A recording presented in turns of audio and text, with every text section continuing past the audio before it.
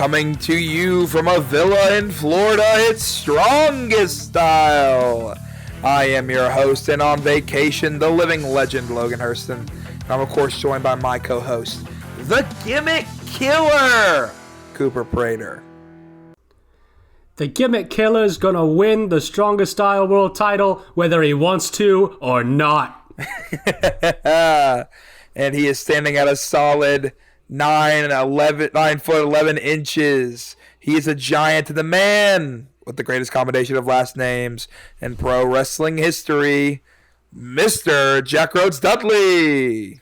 Thank you for having me on, as I am every week. We will not be talking about anything to do with AI-generated video packages on the show.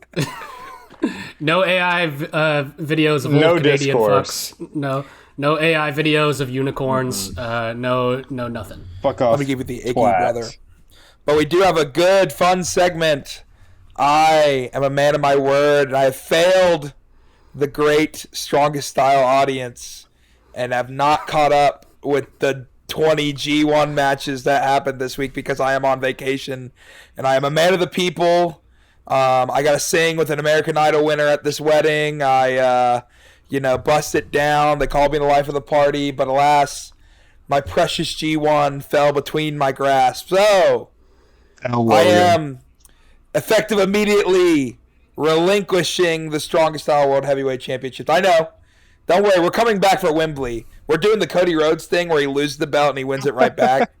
Because apparently he is my boy, according to these chuckle effers over here. It's famously true. Famously not true. But I have a very sped run quiz I made in the last 10 minutes. And if they all three tie, which I really hope doesn't happen, then I will come up with a question on the fly off of vibes, maybe. This is so funny. So it's time for that quiz minute. All right. If you didn't know, SummerSlam in Minnesota happened this weekend. So, Jack and Cooper, your first question as follows. Who has the most matches at the biggest party of the summer? Is it A, Randy Orton, Mr. RKO, B, Bing Chillin', John Cena, C, Back the Blue, Undertaker, or Christ. D, It's What We Do, Triple H? Buzz in when you feel inclined. I think it's Taker. Are you going with Taker? Is that your final I'm answer? picking Taker as my final answer. We did see him on SummerSlam 1992. That's true. He was there for a long time. He was on 92. And it was bad, probably, for a long time, too. Yeah. That is true. Taker, I know, definitely, though, has had, big gaps of inactivity, from injury and stuff. And, especially, in the later years. Although, I don't know, he might have made it for... I'm going to go out on a limb, and I'm going to say Bing Chillin' has had the most SummerSlam matches out of anybody of all time. Men, I'm sad to say neither of you got this question right. Oh, shit. It was actually Randall Keith Orton. Bing Chillin' was second. Randy. And Taker was third, with Triple K being fourth and Brock being not much far behind. So a real killer's row there. Oh, God. And the SummerSlam, apparently. Don't worry, it only gets worse. This might be whoever can get 1 point out of these three. God knows if none of you get done. Yeah. The sickos. Your mic is so hot. It is right kinda now. I just peaking. need to tell you that. Let me get it a little bit farther. Is this better? It is, but if you want to just knock your level down a little bit, maybe that'll be more effective and not tire your arm out. Let me see if I can do that, if I remember how. Where are my settings? But the sick... While I'll do it, I'll go ahead and say this question. The sickos on Cage Match are a great collective of the wrestling community. So, okay. And what is a bigger sicko than somebody who willingly watches GCW? So, men, Your next question is, what is the highest rated match of this is a funny one. Game Changer Wrestling on CageMatch.net? Is it A, I'm Nick Wayne versus the Billy Goat Will Ospreay that one time when he was like 17 years old? Is it one of the Matt Tremont versus Nick Gage matches? There has been many. Is it C, Alex Colon versus Atticus Cougar? Or is it D, No way. Josh Barnett versus Minoru Suzuki? I want to let you know all of these are in the top 10 for GCW. So I'm sure they are. Always bet on Ospreay. I'm voting for Ospreay. It's Ospreay. It's Ospreay. Yeah. you're both wrong. Fuck. It Is it the War Master? No, it is Matt Tremont versus Nick Gage. And they have two of the top 5 matches, by the way. Atticus Cougar versus Alex Colon was number 2, I am sad to say. The War Master was, Who the I think, fuck is 3. Alex Colon? What are you talking about? I don't know, man. Who watches that promotion? But it all comes down to this. Cooper might have you cooked on this one, Jack. I'm not going to lie. Oh, God. Okay. And if you're a real sicko down in the weeds, you were on the internet in 2016 and you have been paying attention to the DDT Iron Man Heavyweight Championship. Oh my fucking god. Now, fellas, if one of you can give me who has held that belt the most, you will be our new strongest style heavyweight champion. And since you both are at a big fat goose egg after 2 questions, whoever answers first, you have to answer differently. We're not doing no ties here unless you, again, for the 3rd time, you both answer wrong. So is it A, redacted himself, Mr. Joey Ryan? Is it B, Mr. GCW himself, Mr. Joey Janela? Is it C, Yuka Miyamoto? Or is it D, Shinobu? You can lock in your answer. Joey Ryan.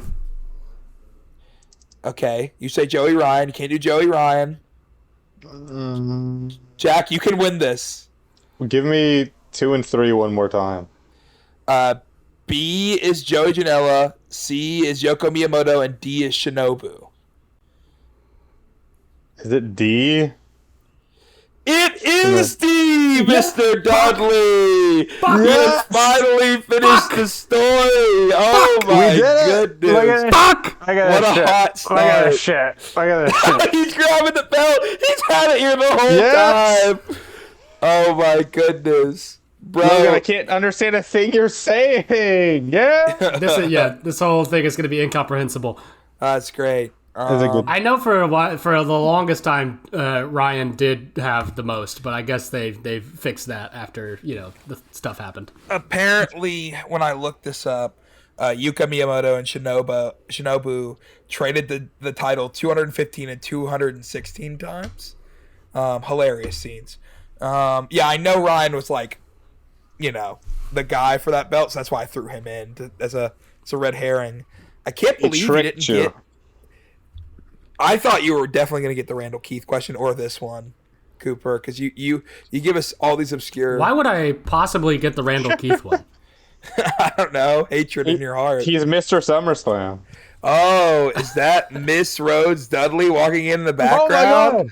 You gonna tell her the good news, Jack? Little I'm cameo the champion, sir. I won the championship. You're married to a champion. He's married to a champion. I'm married, or she's married. She's married to a champion. Isn't that amazing? You lost a comrade in the G1, but you gained a belt in the process. That's Congrats, brother. I hope it makes it all worth it for my sacrifice. It feels good. It feels good is what I'll say. Well, speaking of the G1, Jack, you want to do the honors? Let's run it. All right.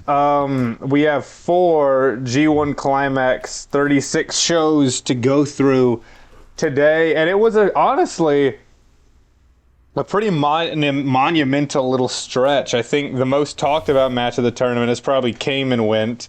And we're getting into the sort of knockout stages now, you could say. So let's get into it. Give me 1 second to pull up the block standings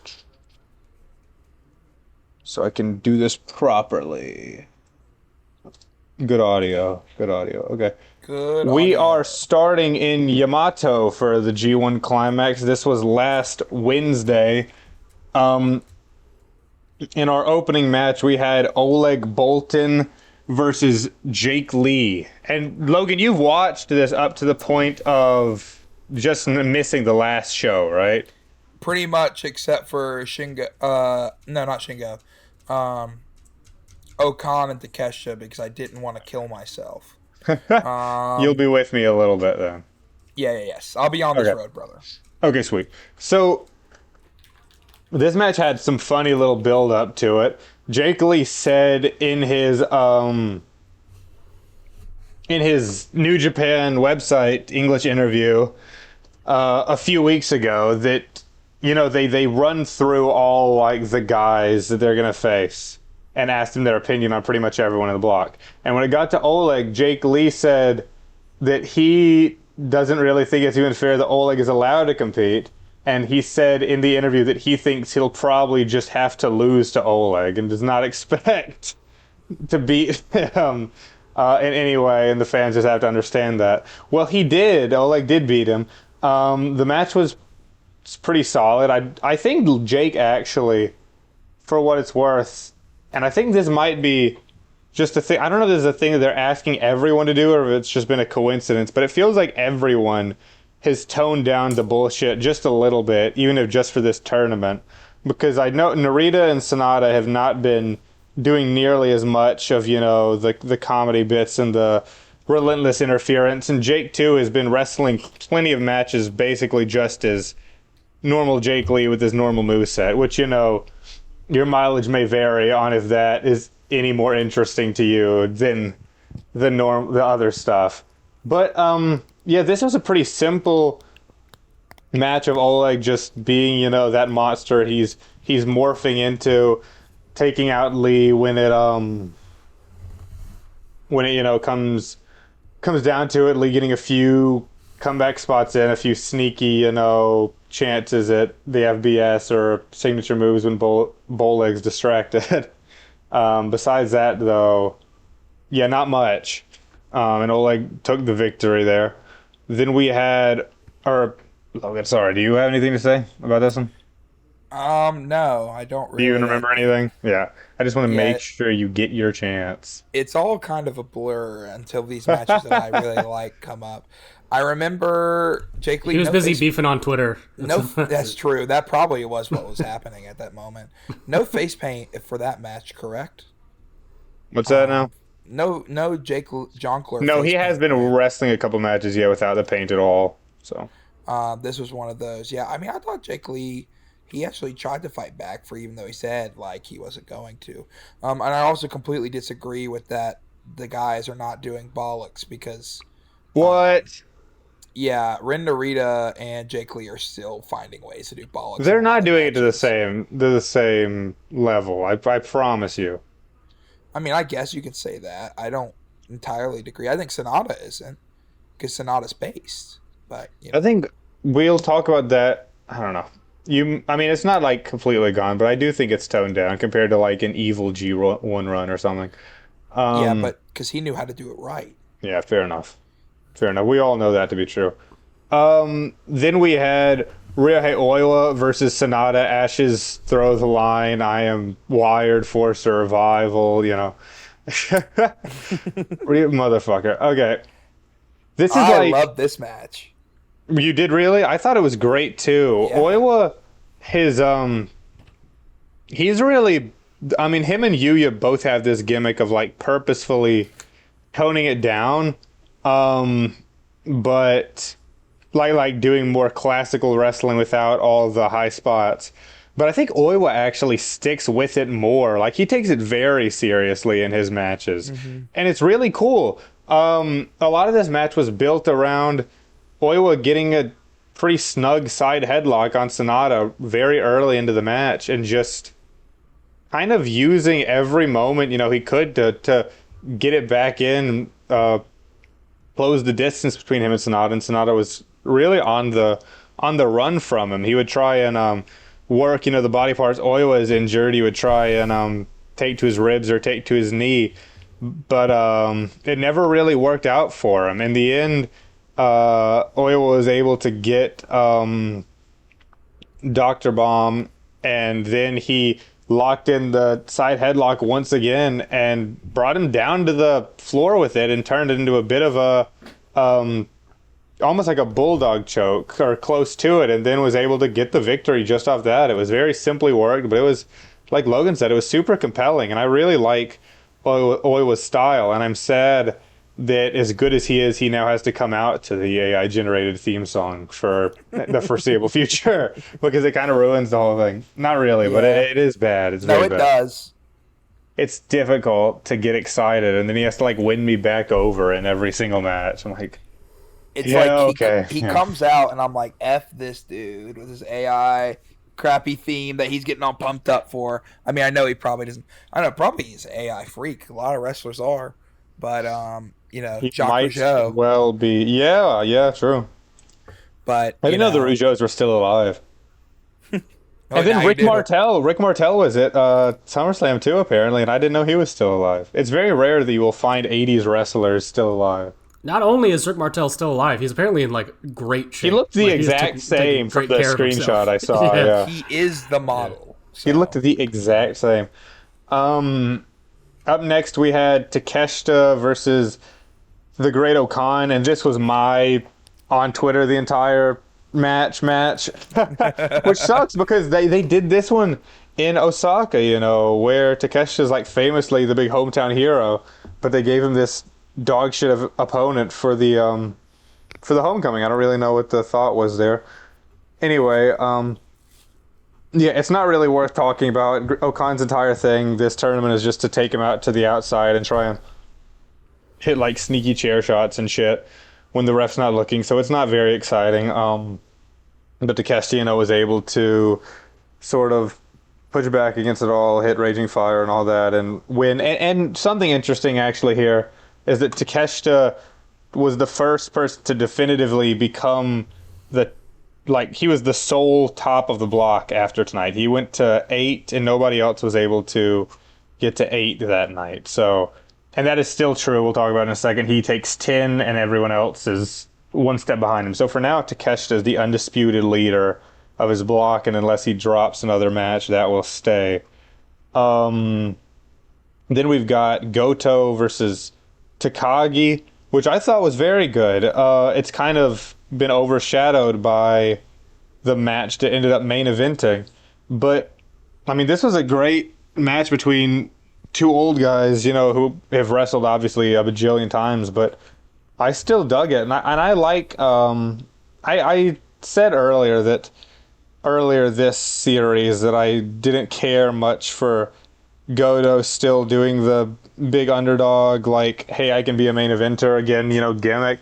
But I think he's been really good in this tournament, even if I think him having the crazy presentation with the long entrance and everything is still a bit too much. That being said, he dropped this one too. Takagi was able to hit him with a lot of big fucking lariats. They both actually went at each other like crazy. But yeah. He hit like a weird version of Last of the Dragon. It was weird the way he did it in this one. I don't know if it was just a botch, but it was like not quite right. I don't know. I don't remember exactly. I just remember thinking that, and it says too on the website, reverse Last of the Dragon, but I can't even visualize it. And that doesn't sound quite right. That sounds like a bad translation. But anyways, there's no point in talking about this for that long because we're going to talk a lot. Oh, what? No. I also really enjoyed this match, Jack. And I thought okay, good. Commentary did a really good job. And I forget what the main was on the show. Remind me. Oh, was it the Suji? This was the big one. Yeah, this was the Chop Fest. Yeah. So I watched the Knock Fest first, and I went back and watched this match. And I really, really enjoyed it. I think, it's funny, like, day one, I was kind of crapping on Shingo the first week. But since he's really won me back over. He's been on his game, yeah.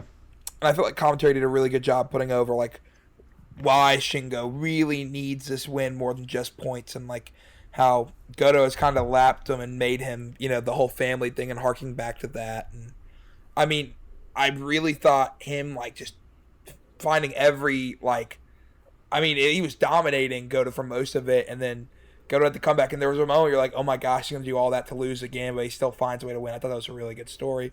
But of course, it didn't matter because the next match is all everybody talked about for the last week. I kept pointing to my dad and going, "His nipple is purple, Dad. Look at him, dude." Your dad was watching with you during this match? He watched the next day. I told him that this guy took 200 shots to the chest of his. Oh my god! So yeah, it's time to stop beating around the bush. Yeah.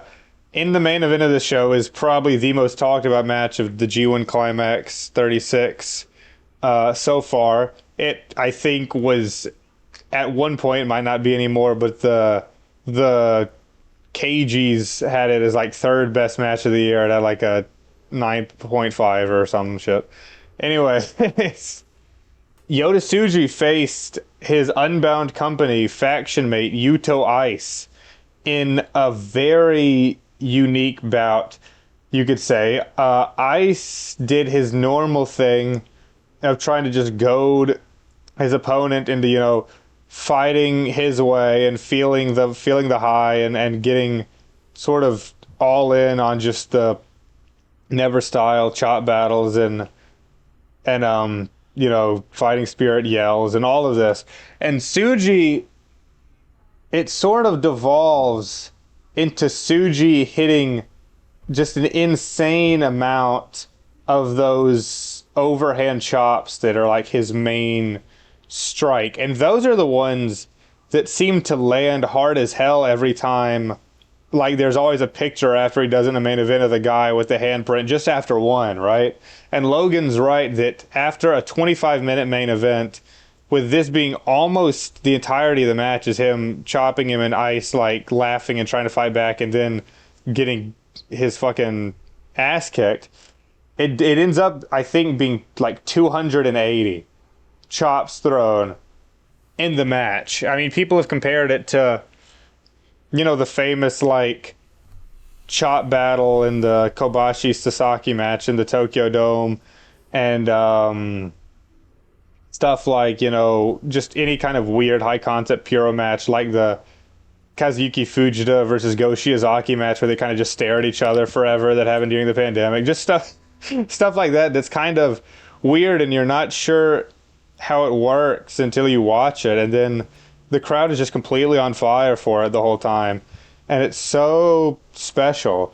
And the story they were telling was, it made sense. It was both like Yuto doing his normal thing, trying to drag out the fire from the guy alongside him, and it also felt like Tsuji kind of, in a way, cementing his place as like, hey, I am like a real fucking faction leader now, like we've got Unbound Co. and I'm a step above everyone in Unbound Co. Because it was like he was sort of not teaching him a lesson exactly, but definitely had a Tsuji beating down on his subordinates kind of feel. Not in like a heel way, it's not like Bullet Club, but just he's lower on the rung in the unit than him. It makes sense to keep him in his place a little bit. And it was very established dominance. Yeah. All that. Yeah, exactly. And it was just, I mean, again, it just goes on forever. And it's hard to explain. It's just, you can't, when I watched it, I hadn't even heard that it had happened yet. I watched it very early in the day, and I could not believe what I was seeing. And I can't go play by play or move by move and call it, because it's really, like I said, he does that shit for a very long time, and it's just the emoting, in between, the yelling and the screaming and the Tsuji having this look of like disbelief, like I can't believe this guy and I can't believe I'm doing this, and like just he is smiling at points, and at points he's just in shock, and Ice is always towing the line like he's done so many times in this tournament, in the Oleg match and the what else? The other one, and the Takeshita match, where he's both having the time of his life and getting really just beaten to shit, and is in pain. He's not like hulking up through it. He's just getting up just a little bit. And the finish ends up coming after they get into a little bit of a finishing sequence finally at the end, where Tsuji starts, going for his legit moves, the 17 crosses and the curb stomp and shit, and Ice keeps kicking out of everything, pretty much everything. He starts kicking back, landing, buzzsaw kick and the bombclat knee, and then he goes for Cruella, misses. Tsuji goes for the spear, so he sort of catches him with a quick short Gene Blaster. And then Ice kicks out of the short range, then gets hit with he reverses the new and the Fire Blaster with a pretty sick knee and hits Cruella, but Tsuji kicks out of Cruella, the first person to do it, and Tsuji is then able to legitimately land the Fire Blaster, but then they both collapse, in exhaustion. Mm-hmm. But the ref actually starts to count the standing KO count. It's Red Shoes there, and Tsuji is just barely able to make it up at 9, while Yuto is down for the whole 10 count. So they almost, went to a draw after all this, just from the sheer exhaustion of it. But Tsuji was just barely able to get up there. And like Logan said, I mean, it's disgusting. His chest was a fucking color of ground beef, and then the night after it was just a deep purple. Tsuji was like, he said in the promo right after, he was like, I can't feel my hand at all, and then he had that taped up the next night against Oiwa. So it was just a great, middle of the road G1 match. And before I hand it off to Logan, I just want to say that I can't remember a time where the guys seem to be taking the middle of the G1 so seriously, because normally you have a hot start and a hot finish and a bit of a lull period in the middle, but it feels like at least in the main events they're really trying to keep the fire on it for the entire time. Like I said, this is smack dab in the middle, and it is probably the most talked about match of the tournament so far, and that is not something you see very often. So props to these guys. I just think that they're awesome, and I love that New Japan is trying to, with stuff like this and the stuff like the Oiwa and the Yuya matches and the Aaron Wolf matches, they're trying to see if they can put something different, in the main event slot and see if it'll still work, rather than the tried and true stuff. And I think that's really cool, and I'm all for it. The main thing I like to say about this match is I would like them to play my entrance music, Wildfire, which May-J made for me. And then he said after, he was like, and it inspires me and reminds me to never give up or something. He loves the song. He loves the song so much. Him saying that after that match almost gets made it over, right? Worth it for me. Jack is currently I lit a match for fun. Having a seance in his room, I guess. Yeah. He's feeling like live on Strongest. He is feeling like Hangman Adam Page, and he's going to burn down his own house. I watched this in late night. I don't know if I do also have a box of matches right next. What the fuck? Let's all do it right guys, now. No way. I have a box of. I was kidding. Strongest Style Arson Pact. No. I watched this late at night, and this is gross. This is awful. This is ugly. I heard about this before I watched this, so I knew I was getting into, but I was still what is wrong with you two?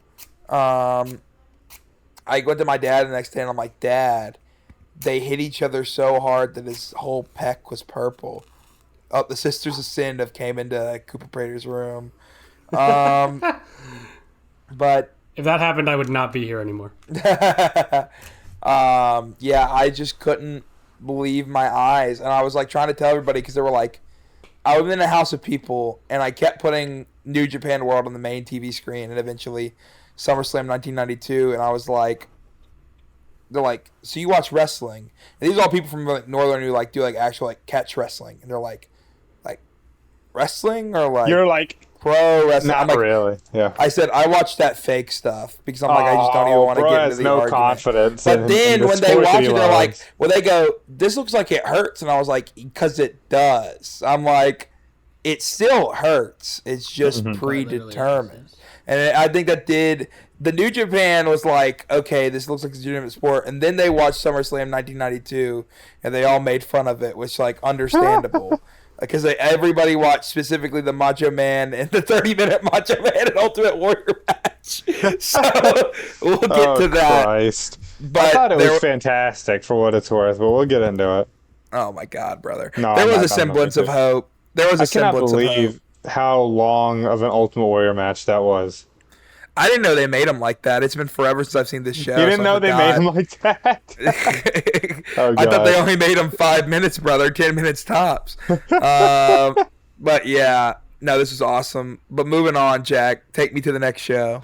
All right, so we're going to run through this one a little bit quicker because, I mean, again, the ice match was really the big one to get through. In Kagawa, we had Oscar defeating Drilla Maloney. Thank God. Yeah, this one was, I mean, I like everything Oscar does. I think he's a very cool big man. I've talked about it a lot.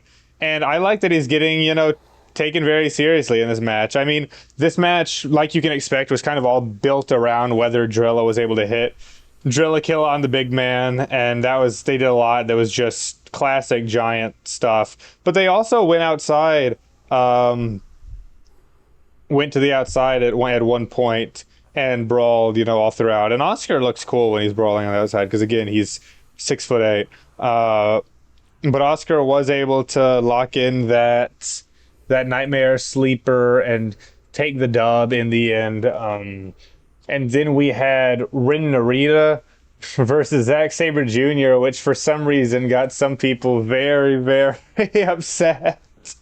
But this one I thought was hilarious. It's classic House of Torture fare, kind of. So they come out and Narita, attacks him pretty much immediately. Kanemaru is suspiciously sitting at Japanese commentary. I don't know who let him on there.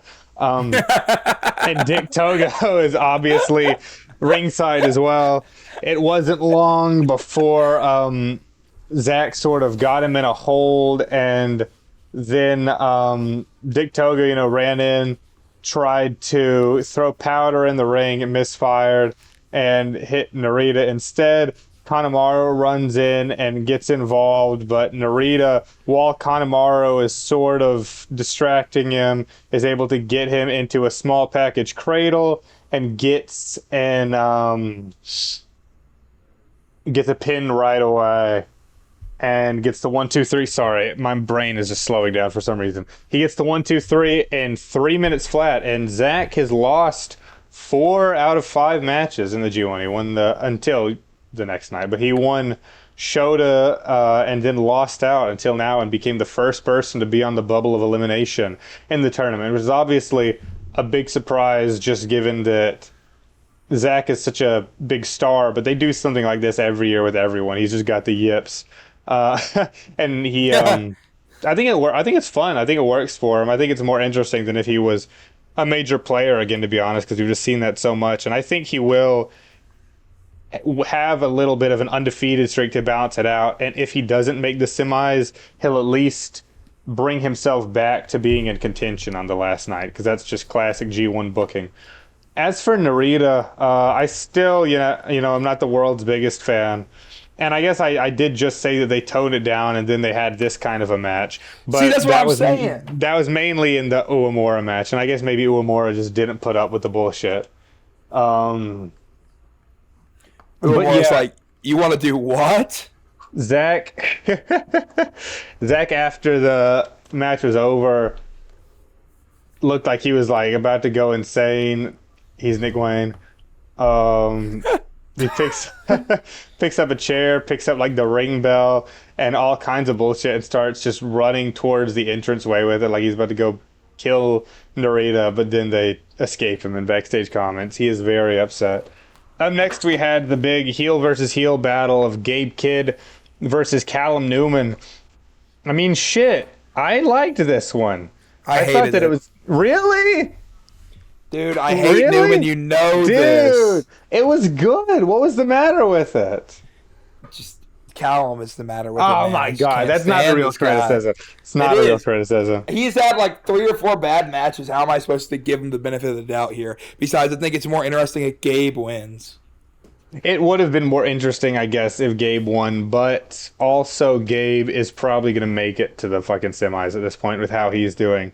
So I think he will still get plenty of a shot to be the big bad for a second. This was just, battle of asshole versus asshole, and Kid was making fun of Newman, and Newman was cheating with Zane J. Imagine how much more interesting it would have been if it was Gabe Kidd versus Zane J in a singles match, though. Dude. That would have been fire. No, this match, they end up doing a big lariat battle because they both do that shit. Newman goes on the back foot, hits Make Way, or goes for Make Way rather, but gets rocked with a pile driver after Kidd reverses it, ends in a long 2 count. Then Newman sort of rallies back up after they're down for a little bit from the pin. He hits, he powers through some of Kidd's suplexes, is able to land the shitty Excalibur kick. That's the one thing I still hate about Newman. It sucks. And then he hits Prince's Curse, gets a near fall too. The crowd is chanting for Callum because they hate Kidd so much. He is able to get a bit of a barrage of strikes, but then Kidd reverses with a big O-knee. Kidd backs up and goes for a proper running O-knee, but the referee gets drawn into the line of fire. Newman hits a low blow and also hits an inside cradle for the win. I didn't even think about that. Back-to-back cradle victories.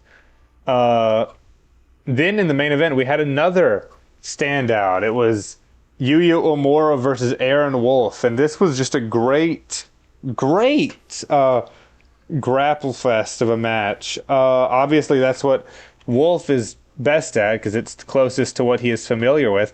But I really loved this. It was such a great babyface versus babyface match too. Like it felt kind of like a proper, shorter, obviously, but kind of like a proper G1 final type vibe in its own right, where the crowd just loves both guys and are cheering for either side. Mixed chances all the way. They sort of fight, for wrist control, fight for the grappling, and Wolf is able to block a lot of arm drag attempts and get his... They're not quite arm drags. Cooper, can you help me out with the judo technical term? Is it just called a throw? Is there any fancier word? I don't watch judo. So oh man. no. Okay. I thought you might. Or at least we're such a Wolf super fan that you went back and learned about it. I studied tape. Yeah. I went to his backlog. I guess it'd just be a throw. He does the over the shoulder judo throw. That's all I call him. Yeah, right. So he goes for the Dusty style elbow drop that he does, but misses. Then Uemura takes over and starts working the left arm. Wolf is able to eventually get out of the barrage with that Uranage too that he does, and then a vertical suplex, then actually hit the Dusty elbow drop. Uemura is able to once again get a hold of the arm. He snaps at it, and Wolf is kind of selling like this is the most difficult match he's had so far, which is very fun. It's like I might be conflating real life with wrestling, but I feel like you can tell that he's getting dragged into deeper and deeper waters, as the tournament goes on, and I like that a lot. Then we've got Uemura goes for a deadbolt attempt. Wolf reverses into that judo takedown, then gets the Anaconda Vice on, which I don't think he's used so far, but that's a fun little tribute to Timzon, who's retiring, and I think also would be a cool move to add to his repertoire just in general. Uemura makes it to the ropes, then gets up all, spaghetti, like knocked out, and Wolf hits a big lariat. Uemura gets brought up again, but reverses, hits snap DDT. The two kind of reset, and they get into the forearms, the trading blows. Then Uemura is able to get out of an angle slam attempt. He hits the snap German, and then a drop kick, goes for the Lion's Shiner, the high fly flow crossbody, and Wolf actually reverses into that huge Orton-style power slam that he does, which was a great reversal spot there. Again, he's really starting to get it and, go through these more difficult spots. The crowd is just unbelievable at this point. I should have mentioned that they were in Osaka, too, for the Tsuji match. The crowds have just been great this whole tournament. And Wolf again goes to the angle slam, gets reversed one more time with the deadbolt release and the proper Lion's Shine for the 1-2-3. Yuya takes the victory in that main event. Logan Hurst. That was great. Yeah. I'm not going to lie, though. That was my 2 a.m. watch. Oh, you were a little tired. I was a little tired during the great technical graps, but I thought this was like the perfect test for Wolf. No fair. Match. I wanted to see him wrestle in the G1, so I was very excited that we got it in a main spot. That felt big. And again, if they're giving them the main and Yuya doesn't win or go to the semis of this tournament, I'm going to kill somebody. I was worried that Wolf was about to win, not because I don't love Wolf, but because Sarah, my beloved wife, who you guys just saw, she gets so upset when she wakes up in time to watch the main event with me, and then one of her favorites is in the match, and then they lose. That like ruins her entire day. She's like, "Why did I even come in if they're gonna lose?" And she really likes Yuya, which is fun. Your wife, so you're saying is, tell me who Sarah's favorites are. Sarah's favorite, she likes Sonata and she likes Uemura a lot. She likes Zach a lot because he's a vegetarian and or a vegan, but we're vegetarians. Which is new. I don't think I've told you that before, but I'm jumping on the train. I know. It's so yeah, she loves Zach. She likes someone else I feel like she likes a lot that I misremember. Oh, she likes Takeshita a whole lot. So those are probably her 4 favorites. It sounds like your wife is me. By the list of wrestlers you just listed off. She's more based than me, going by the popular opinion. No, it's okay. I mean, you watch this more, and you have a deep-seated fact that you need. I've got the more eclectic opinion, for sure. We needed Tsuji, okay? She doesn't like Tsuji because she thinks, like Cooper says, that the hat is bad and the song is bad. Based. To be fair, the song is bad, but I'm coming around to it because it is so funny for him to say. It's funny that he loves it so much. Yeah, I would like them to play my theme, Wildfire, that May J played for me. That May J made for me. That's so sick. He needs to say it at the end of every match. He does. That's pretty funny. Okay. All right. So we're back with A block, the far superior block, if you haven't noticed, by the way, that I've been talking about these. One of the best matches of the tournament opened up A block. Bolton Oleg faces Sonata and then beats him in 1 minute and 30. No, this match sucked. This was bad. This is a waste of 2 great wrestlers. Look, I understand, and I thought this was a base decision if it wasn't against Sonata. Because let me tell you, brother, you watch this, and you had jumped to the entrance. I think you had jumped back to see how long the match was.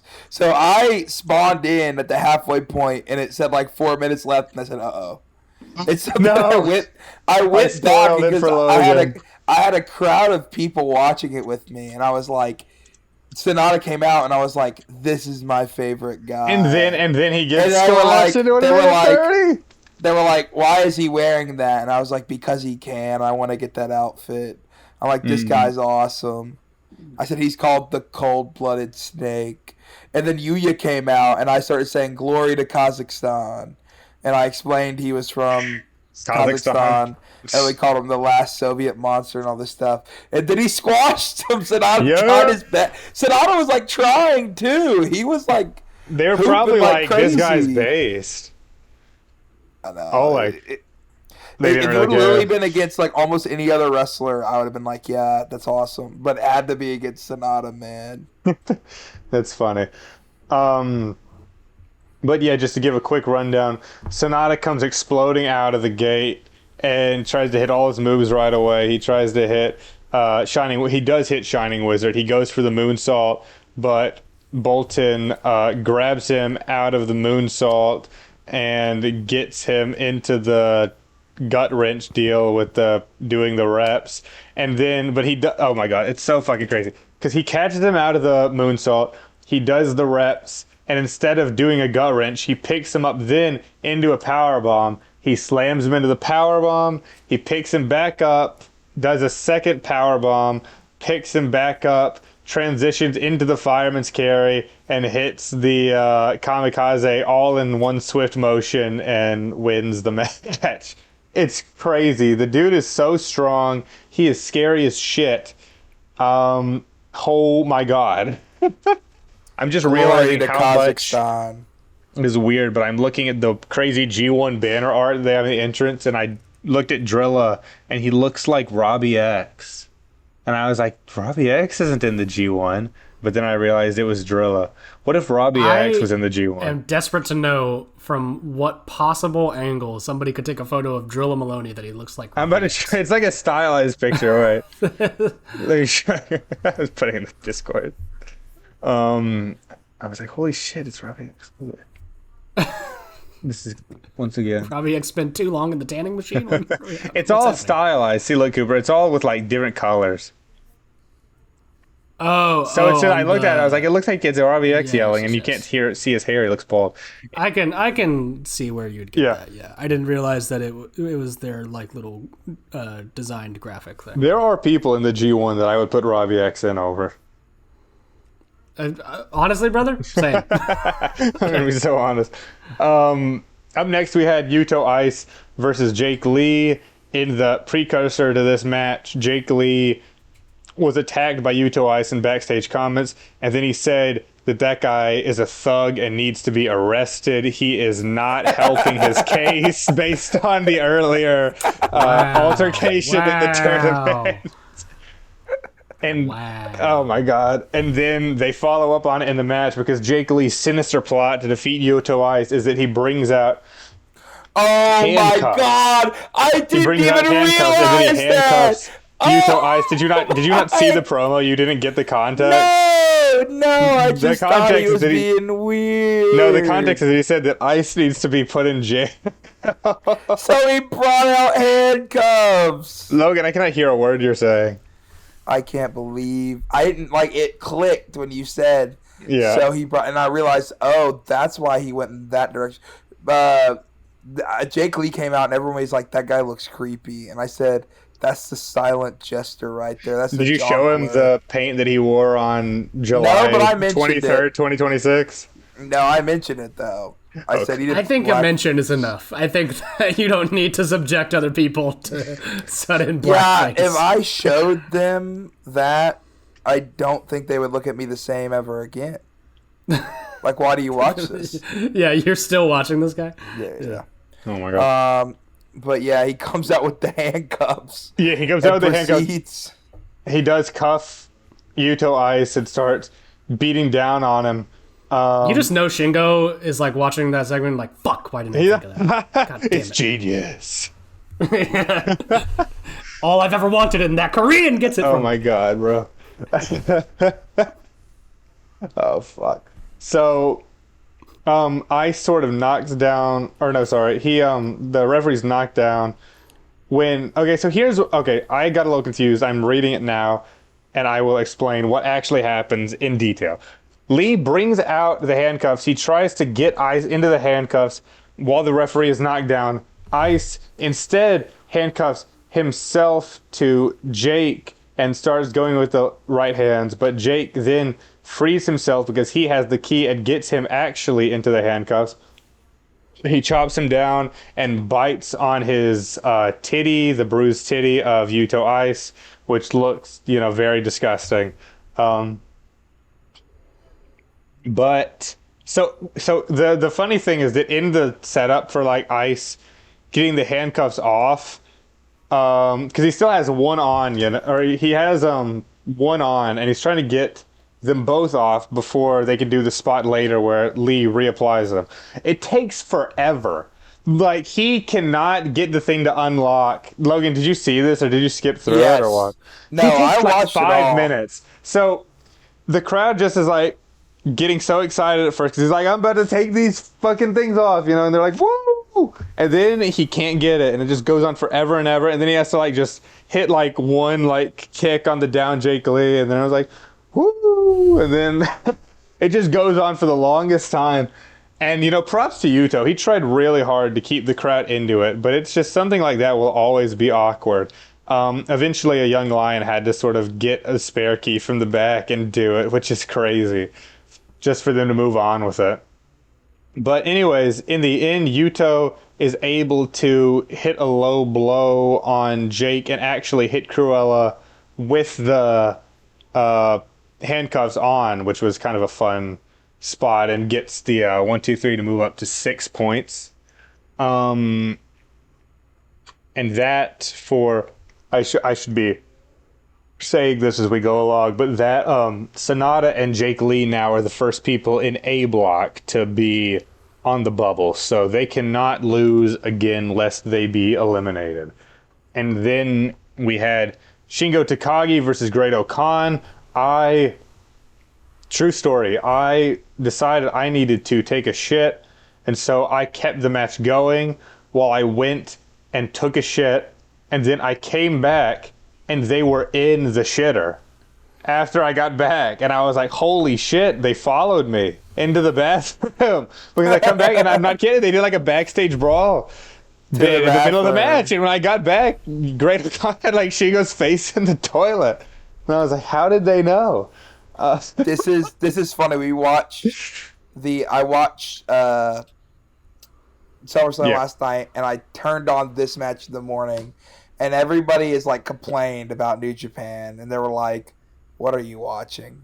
Why are they in the bathroom?" And I was like, "I don't know, man." Yeah, and this was actually another kind of funny bit, where they've been playing more, I feel like, with the backstage promos lately, because the reason they did this is because Takagi like sort of broke the fourth wall and said in his promo the night before that everyone was like Okan's matches were becoming the piss break matches of the G1, and so Okan took him to the bathroom during his match.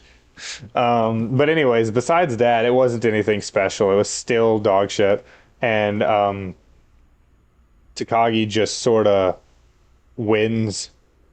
There you go.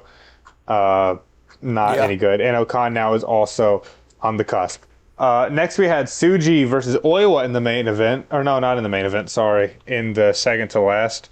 And this was another fantastic match from Tsuji. I thought it was the main event because I feel like it did a little bit overshadow the main event. And it was great because this is what the G1's good for. This was a direct continuation and kind of a direct, I guess it's wrestling match, but you could say like a sequel to the Yuto Ice match, because the whole thing was him doing all those chops and injuring the arm. This was a very long, drawn-out limb targeting match with that arm of Tsuji, and it was great. Like, really, really great. Oiwa, again, I think I might like Oiwa better in ring than I do Uemura. I think he is really good at this kind of thing, which makes Ash's throw the line even more devastating. Yeah, so he's just going for arm bars the entire match. He's got that, what does he call it? It's not the Roy, is it just the Roy clutch? The arm bar that he sort of does. Yeah, so he's got that, and he's doing, arm drags and all these things. Tsuji's trying to keep him away and working on the midsection too, because Oiwa's gut has still been, they've been working that the whole time since the Oleg match. Tsuji hits like a face buster and brings Oiwa to the top rope. Oh, hits a Frankensteiner and then goes straight into the crab. Oiwa gets out of the crab and um, hits a DDT. Then Tsuji hits, heavy knee strikes, but Dr. Bomb, and then a 2 count. Then Oiwa was in the driver's seat. After that, he had a trio of Germans, but just got near falls and kept on just on top of him the whole time. He gets on the wrist, tries to pick him up after a wrist lock and go for the grip rather than the normal, sleeper hold. But Tsuji counters and then escapes a side headlock with a suplex over the top rope, which was kind of cool. And then he goes for the tope suicida, even with the arm, and he's selling it like crazy. He's like on the verge of tears, which is he's really good at that. It's good. Then a back and forth, sort of struggle.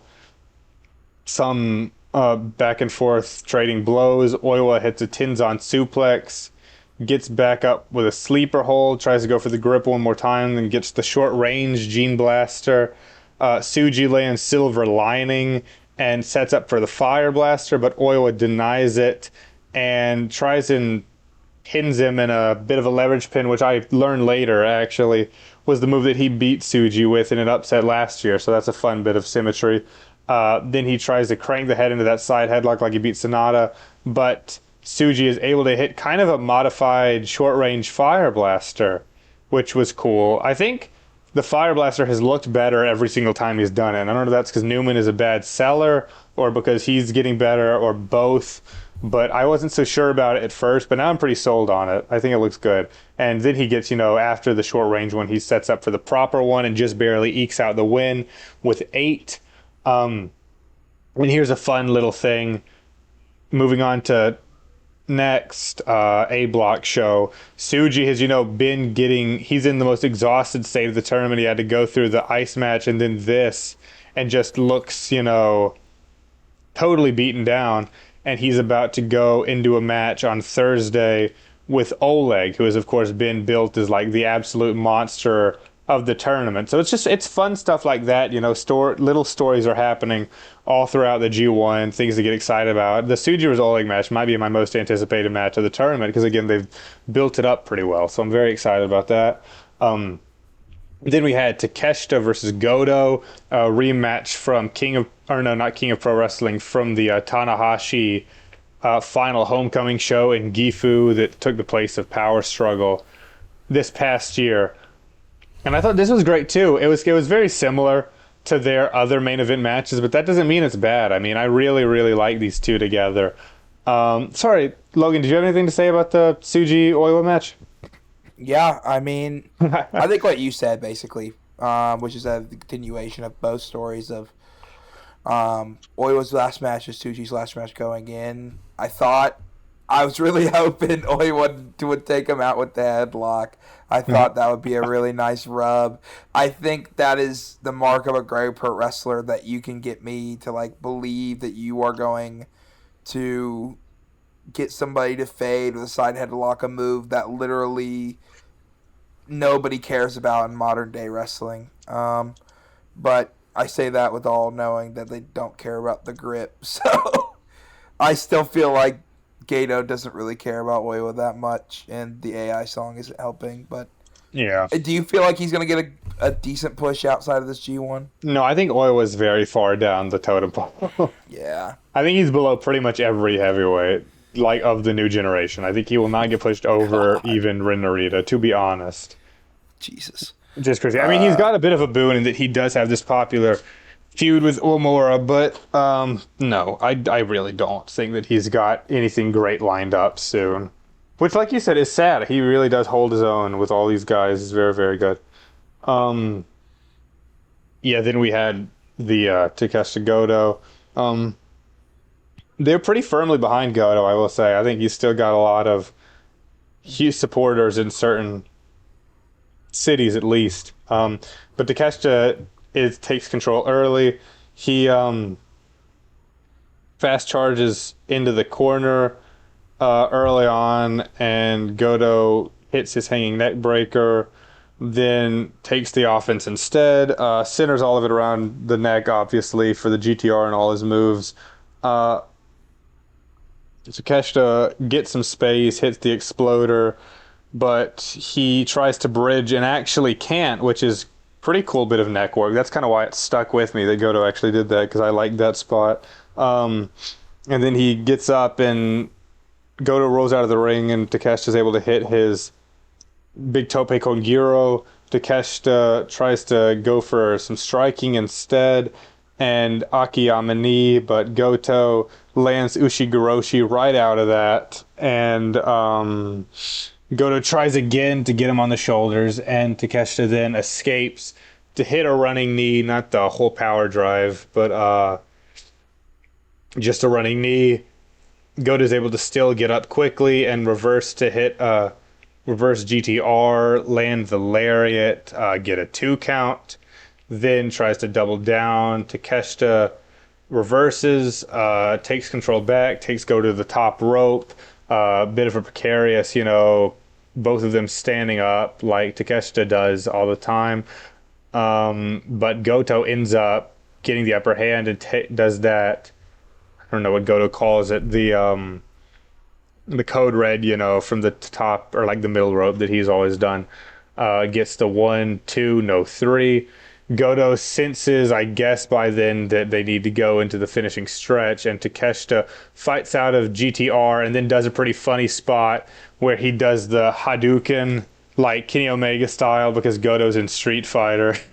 And I like that. Like, at first I was like, that's cringe, but then I remembered that it was, the movie. I don't know. And then he hits the proper Wagamama knee out of that. Another 2. Tries to get Raging Fire, but Goto reverses, hits Shoten Kai, goes for the GTW, hits that 2. Another 2 count. Takeshita is brought up for the GTR, reverses into his own GTR, tries to end it with another Wagamama knee, but gets floored with a big lariat. Still gets right back up and hits the big Takeshita elbow, hits Raging Fire, and Takeshita is the first person in the tournament to take double digits at 10 points. Great stuff. I think I said this, and I'll say it again. Takeshita feels like he's kind of... we talked last year and throughout his title reign that it felt like just having to do so much was hampering him, and like he couldn't give his all in every match, and seemed like he was just getting a little bit lazy. I mean, lazy for Takeshita is still very good, but not with it. I don't feel that way at all in this tournament. I think he's very much putting his best foot forward, and I love everything he's doing. I love that. I think people discount and don't give him the props for how he is seriously stuck to this double contract thing. This is his second full year now doing it, his third G1. And I mean, I was thinking about it because it's cool that he has like a proper feud with Goto at this point, like he's been around enough to actually have relationships with these guys, which is just, I mean, it's crazy that he is a frequent, roster member of 2 of the biggest promotions in the company, but he doesn't feel out of place anymore at all. I don't think about him as AEW's Takeshita anymore. He's just a guy. He's even joined fucking Hantai at this point. I think he's doing great. I mean, huge props for the guy. I'm glad you finally came to your senses, Jack. Well, he was the antagonist in January. No, he was the protagonist, and you just didn't see it. And now we're in the reign of Suji Stalin over here. Oh. It was not sharing the means with the other companies. Takeshita wants everybody to prosper. In the world's Takeshita. The world Takeshita, where Suji's just New Japan. You got to think about that mindset when you're trying to grow your fan base. I was trying to grow the New Japan fan base by telling people, they're like, where do you watch this? New Japan World. My great friend Jack Dudley pays for it. My great friend and my dad pays for it. So Jack, speaking of Takeshita's run so far, and kind of piggybacking off of your opinion of him as, you know, being more integrated into. Of course, you finally peek in with an opinion when we start talking about Take.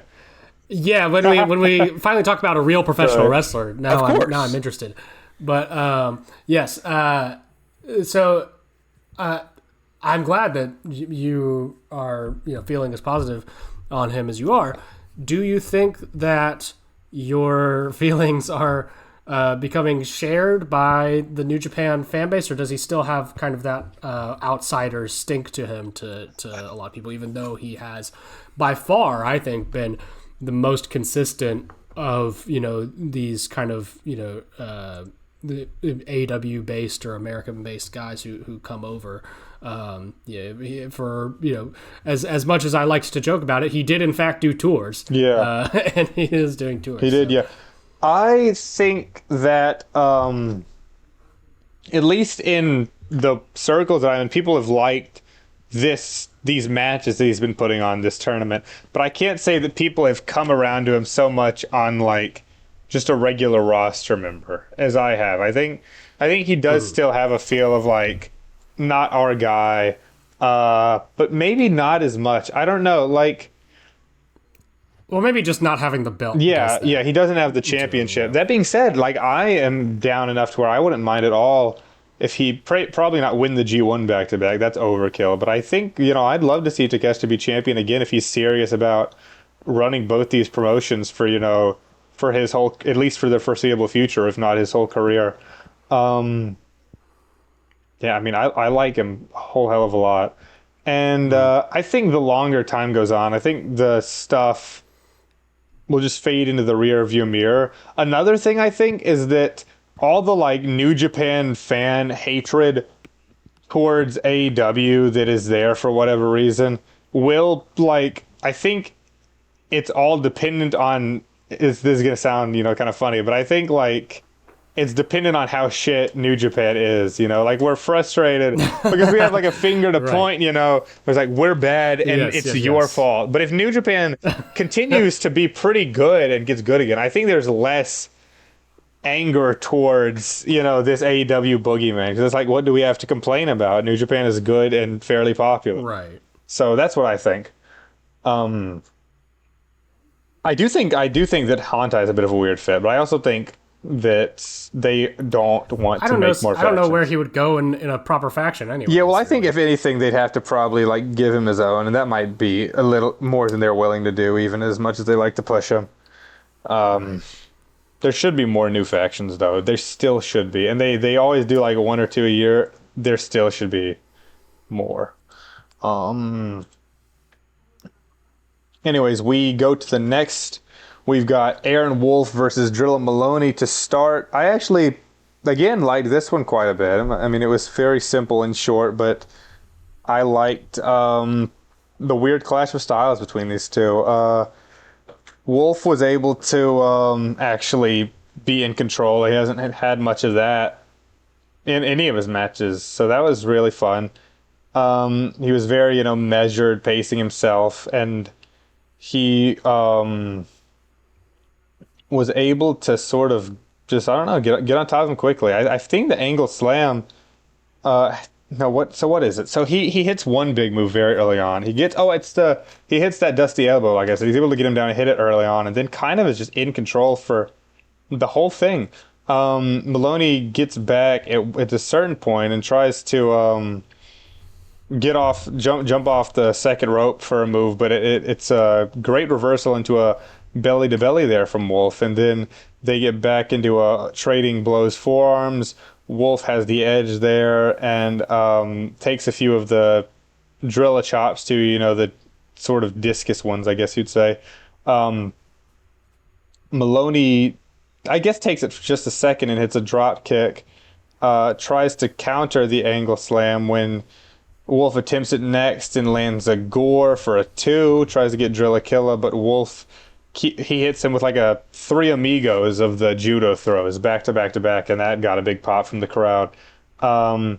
He gets into that triangle hold, the head and arm, countered into a spine buster that Maloney sort of picks him back up for. Tries to hit a second running gore, but Wolf hits that big power slam. Rolling lariat. This kind of new move that he's doing. It's like a lariat. And then he got... You know how Lashley will do a spear and then do like a roll through? You know what I'm talking about? Yeah. Yeah, he does the same thing with lariat. Like he'll do it and then he'll do like a forward roll. So that's kind of cool. And then he hits angle slam, gets to 3. So Wolf is at 6 points. He's not falling behind, but he's also not at the absolute top. I think that they are giving him a good amount of big wins, and he's looking really good in the tournament so far. This one was cool. Up next, we had another kind of a surprising standout of the tournament. It was Zach versus Oscar. Logan, I assume, that you didn't have much to say about the Aaron Wolf versus Trilla match. I didn't watch any of these next 4 matches. Oh, you didn't watch any of this last show? Okay, so I'm on my own, kid. All right. So Zach, like I said, was already on the bubble of elimination this match. He had to win lest he be eliminated. Oscar, the big giant, has him at first. He backdrops, gets the guillotine locked in, and a big side headlock too. But Zach counters, breaks free, settles at a hurry pace, trying to win, very quickly, and starts going after Oscar's arm, kicking at it and working it. Oscar still is able to pick him up and throw him into the corner, then gets him in a camel clutch. Sabre gets to the ropes and goes back on the offensive, but Oscar is having none of it. He goes to the floor and takes Zach with him, throwing him into the barricade, takes him back in, hits that big... Oh, no, he tries to go for the big jumping leg drop on the apron, but misses, and then Zach goes for the penalty kick on the chest and lands it. Zach sort of chips away at the base of Oscar with the legs, trying to negate his power, Oscar gets him off again, hurls him from his back, and charges, only to eat a Zach driver, which is very impressive because Oscar is huge. Only gets a 2. Oscar goes for a big body slam right after that, tries to hit the Berlin fall, but Zach counters into his own triangle. Then Oscar picks him up for a pretty sick power bomb. But then Sabre powers out of that and goes into a European clutch out of the power bomb. Oscar tries to get out of it, and he does. He goes for the Nightmare Sleeper, lets go, though, and hits a big boot. But Zach counters when he goes for the Tombstone Pile Driver and hits an Achilles hold. Oscar tries to chop him during the hold, but Sabre grabs the arm and ties him in knots and forces the submission there. And then the ref counts it, and Zach yells out loud enough for the crowd to hear, "Fucking finally!" And that was a very fun moment, very fun Zach moment. He has been hilarious this entire storyline. I'm happy for him. I think it's working, and I love the guy. So hopefully he can not drop another one, or else lest he be fucked. We'll have to wait and see. I think he's got... I don't know who he's got next, and I don't want to stall, but I'll get to it in just a second. Rin Narita versus Yuya Uemura up next. Logan, I realize now that you didn't watch this one, so you don't know what I'm talking about, but this was just a really sweet technical match between the two for the most part. Very kind of Young Lion-esque. It was kind of toned down, and they mentioned that they'd only ever faced as Young Lions, never, I think, as their proper selves. But Narita was a senior, so he had like a 13-0 record on him or something. So Uemura is working the arm, Narita is working the leg. Narita tries to throw him into the guardrails, and Dick Togo gets at him while he's in it. Narita goes for an arm drag to create separation when they get back in the ring, but Uemura is able to get to his arm and work it. Narita rakes the eyes, and Togo runs in to try and distract him while the referee is down. but Togo and Kanemaru's influence backfires, and Uemura is able to throw them out. Narita, in the confusion, gets him in a rear naked choke and drags them both out to the floor, but Narita keeps in the hold and was trying to do the thing that actually, if anyone remembers, is what he did when Sho won the junior heavyweight championship, and he tries to knock him out long enough to where he can just run in and get the count-out victory, but he is unable to. Uemura re-enters and lands a dragon suplex right after. Uemura goes for a second one, but is countered into a double cross for another 2. Narita goes up top for Hell's Guillotine, gets reversed into a Frankensteiner from the top, which was sweet. Also gets a 2. Dragon Suplex gets one more 2. Then he gets the Deadbolt release, goes for Lion Shiner, but his leg gives way on the climb, and Narita is able to recover, sidestep, and lock in the figure 4 knee bar. Kanemaru draws the referee back in. He's been down this whole time. Togo goes in to Senton the referee, or no, Senton the Senton Uemura's leg while he has in the knee bar while the ref's being distracted by Kanemaru, just to make it even harder to get out of it. And Narita, Classic day. Yeah, it was so fucking sweet. And then Narita's able to get the 1-2-3 and beat Uemura to ascend to 8 points. Great match. Narita played a great heel here. A lot more, Kanemaru and Togo-esque than like the annoying over-the-top House of Torture stuff. So I like that. And I'm kind of worried, though. Uemura is falling a little bit behind, so we'll have Not his year, buddy. wait and see. Yeah, we'll have to wait and see, Logan, if he's able to claw back. You'll be lucky. If he even makes it to the semifinals. Whoa! Oh my God! Whoa. Wow. No, Let's just not- kidding. I will quit let's this not. podcast. No, just kidding. I mean, I guess none of us get our G1 picks right if neither of those are the winner. Maybe Big Sushi just runs the gauntlet. I swear if Callum wins, though, I'm never talking about New Japan for a calendar year until he's injured. Or he's I'll gone. at least be half right. I'll get my semis. Right. Congrats. I couldn't. If I watch all or majority of this G1 and Callum Newman is your winner, That'd be so sweet. The first guy. Join the club, buddy. Youngest I've never G1 watched winner, first person to win the cup and the G1, youngest IWGP champion. you're gonna be the only person to talk New Japan on this podcast, brother. I will not watch. I will start join my- Cooper's Rebellion. I'll You start your own podcast. I'll start my and own we only podcast dialect. with you. I'll be the only one. No, seriously though, I don't think Newman's gonna win, but it'd be really funny if it No, it happened. wouldn't. It'd be really funny. No, it wasn't. I'm on the other side. I do think it would be funny, but that's I don't have any stake in this fight whatsoever. Cooper just wants to see what would happen. Yeah, my opinions on Newman ended approximately 3 months ago, so I'm good.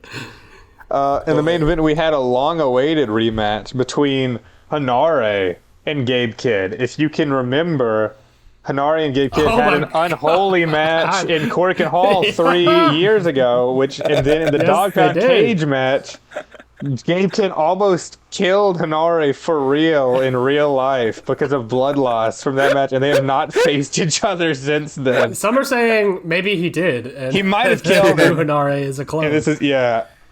So for those who aren't in the know, they did, there was the Dog Pound Cage match between the War Dogs and the United Empire, which is a big blow-off match between the faction Gabe and Hanare were in at the time. This very violent, sort of War Games-esque affair, and Kidd at one point busts him the fuck open with a ladder straight to the skull of Hanare. It busts him open so bad that they say later that it legit fractured his skull, and he was bleeding out so bad that he had to leave the match, and they bandaged him up, and then crazy ass Hanare runs out and does the rest of the match when he could have died from blood loss. So yeah, this is the first time they faced each other since then, and honestly, for me at least, it lived up to the hype. They beat the ever-living shit out of each other, and Hanare I am not always sure my opinions on Hanare, but when he is like on, he's a scary motherfucker to watch because he is seriously slinging shoot headbutts and just like punching motherfuckers. He's weird. He's weird and scary. And this was a hard hitting match. And I saw Meltzer shout it out for some reason today, where he was like, he was talking about how someone said there's no great wrestling. He was like, how could you watch a match with so many great, different matches, such as like Dorada versus who was it at the Dorada face this week? Some lucha match and Gabe versus Nare and Reigns versus Rollins that happened at SummerSlam. He's like, there's so many great, oh my God, different matches. But anyway, my brother's just trying to stay alive, man. But anyways, I don't know what to say about this. They did it all. They did the big trading blows. They brought out a table and did like the Omega Osprey spot where Hanare's like slamming Kid's head into the table. They did like, I think 2 superplexes. In the end, they had a bit of a lariat battle. Kid goes for Oni for a near fall, relishes in a forearms trying to making fun of Hanare, but then Hanare is able to come back and hit a big old lariat to knock him down at the 15-minute call. And then Hanare goes for Rampage on the outside, but is met with a suplex instead. Then Hanare is able to get a chair shot, throw it at Kid's head. Kid throws one back, and Hanare kind of laughs it off like they also have done before. Then he gets Rampage when they get back into the ring, another lariat, and a right hand right to the jaw. Obviously not legit, but he punches him right in the jaw, kind of like a Big Show KO punch. Goes for Ultima. Hanare brings him back up. He goes for Ultima, then knocks him out just enough, but does not want to win the submission. Brings him back up. Tries to hit him with another forearm. Kid reverses, gets 2 back-to-back pile drivers, and gets the 3. And Kid is now the first to hit 10 in his block. So we've got Kid and Takeshita leading, the only ones with double digits. So yeah, fuck Tony Khan. I just realized that as I said that. No, seriously though, it's been a good tournament, y'all. We got Jake Hager on the podcast for a second there. Fuck Tony Khan. Yeah. I mean, I know we got a lot to talk about, so I'll just run through this real quick. We have next night in Korakuen Hall, finally there. We've got a great card. Yuto Ice versus Sonata, with Sonata on the bubble. Jake Lee versus Great O'Khan, the United Empire Derby, with both of them in the bubble. Goto versus Oiwa, where Goto has to win. So no matter what, someone will be eliminated on this night, because again, the Jake versus O'Khan match, they're both like that. And then Takeshita versus Takagi. And then in the main event, like I said, the big Oleg versus Tsuji match might be my most anticipated match of them all. And then the night after, we've got a real stinky B block card to counteract that. We've got Zack versus Drilla, Uemura versus Hanare, Aaron Wolf versus Narita again, and then Oscar versus Callum Newman in the main event. What was the Shota main event gonna be? Because there's Gabe. Oh my God, yeah, it was gonna be the Gabe versus Umino match. Of course it was, because what the fuck kind of a main event is Oscar versus Newman? Oh my God. Okay, well, Logan, you have to watch it. That's I do? No, I'm free. I'm free at this point, brother. You forgot. God. We're screwed. Okay. I will attempt to get back on the train. I will attempt to watch the matches we've already talked about. Because I do want to watch as much of this G1 as possible, even if it means... Now, if Newman gets to the finals, I guess at that point I'm already too deep. But I will state this for the record. If Cal Newman wins this G1, you will not hear me or Cooper talk about New Japan for Cooper at least has the already rest of the been not talking year. about New Japan. but I won't talk about it until Wrestle Kingdom. Okay. You'll be just be you. Be I'll be corner. the correspondent. We won't have the New Japan correspondent. We're having the New Japan Minute, and we're expanding the Collision section of the show, brother. And it's gonna no more hour and a half New Japan recaps, brother. It's gonna be a timed 1 minute. God, yeah. You got 60 seconds. Go. Wrap it up, pal. Give me the standings one more time before we move on. Yeah, okay. So in B block, or I'll do A block, sorry, first. In A block, we've got Takeshita leading the pack at 10.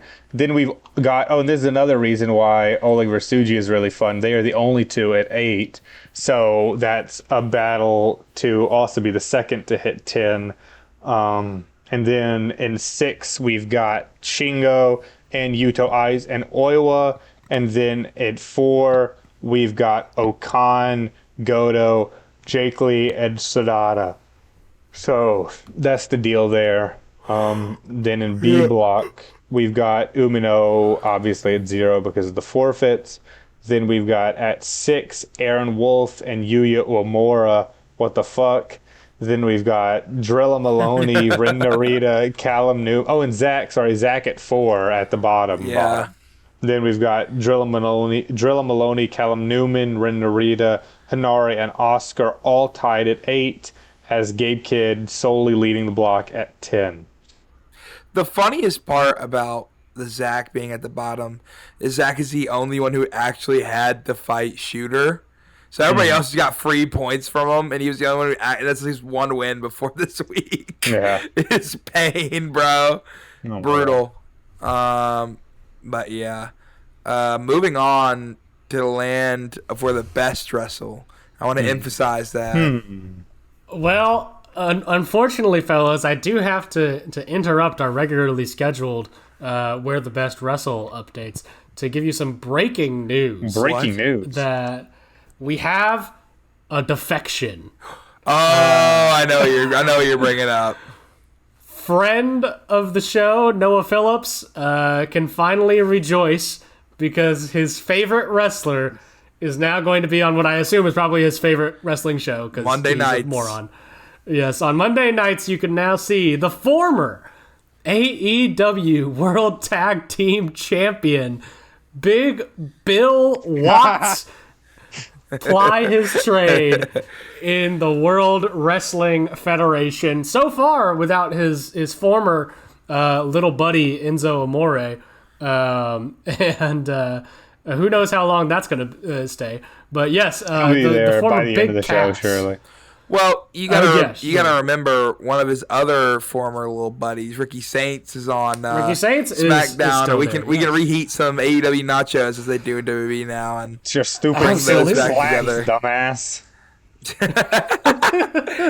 dumbass. Big Cass is back, or for those who remember, Big Ass is back. For those who remember, Big ass. You don't remember him coming out with Big Cass in his Tron? He would stand in front of the seat and it would just say Big Ass. no. Yeah, It was often paired with the NXT UK picture of Walter standing in front of the L to say water. I have seen water. Water. Oh god. Yeah. I do like Big Bill, and I think he's improved a marginal amount since his last Fed run. He's sober now, which is good for him, and will maybe result in some better stuff. I'm not gonna watch shit from this. Nope. You're not following Big Bill Watts to the WWE. I do not. I in fact support companies and not workers. So no, I will not be following Big Bill's exploits in the WWE. That's so progressive.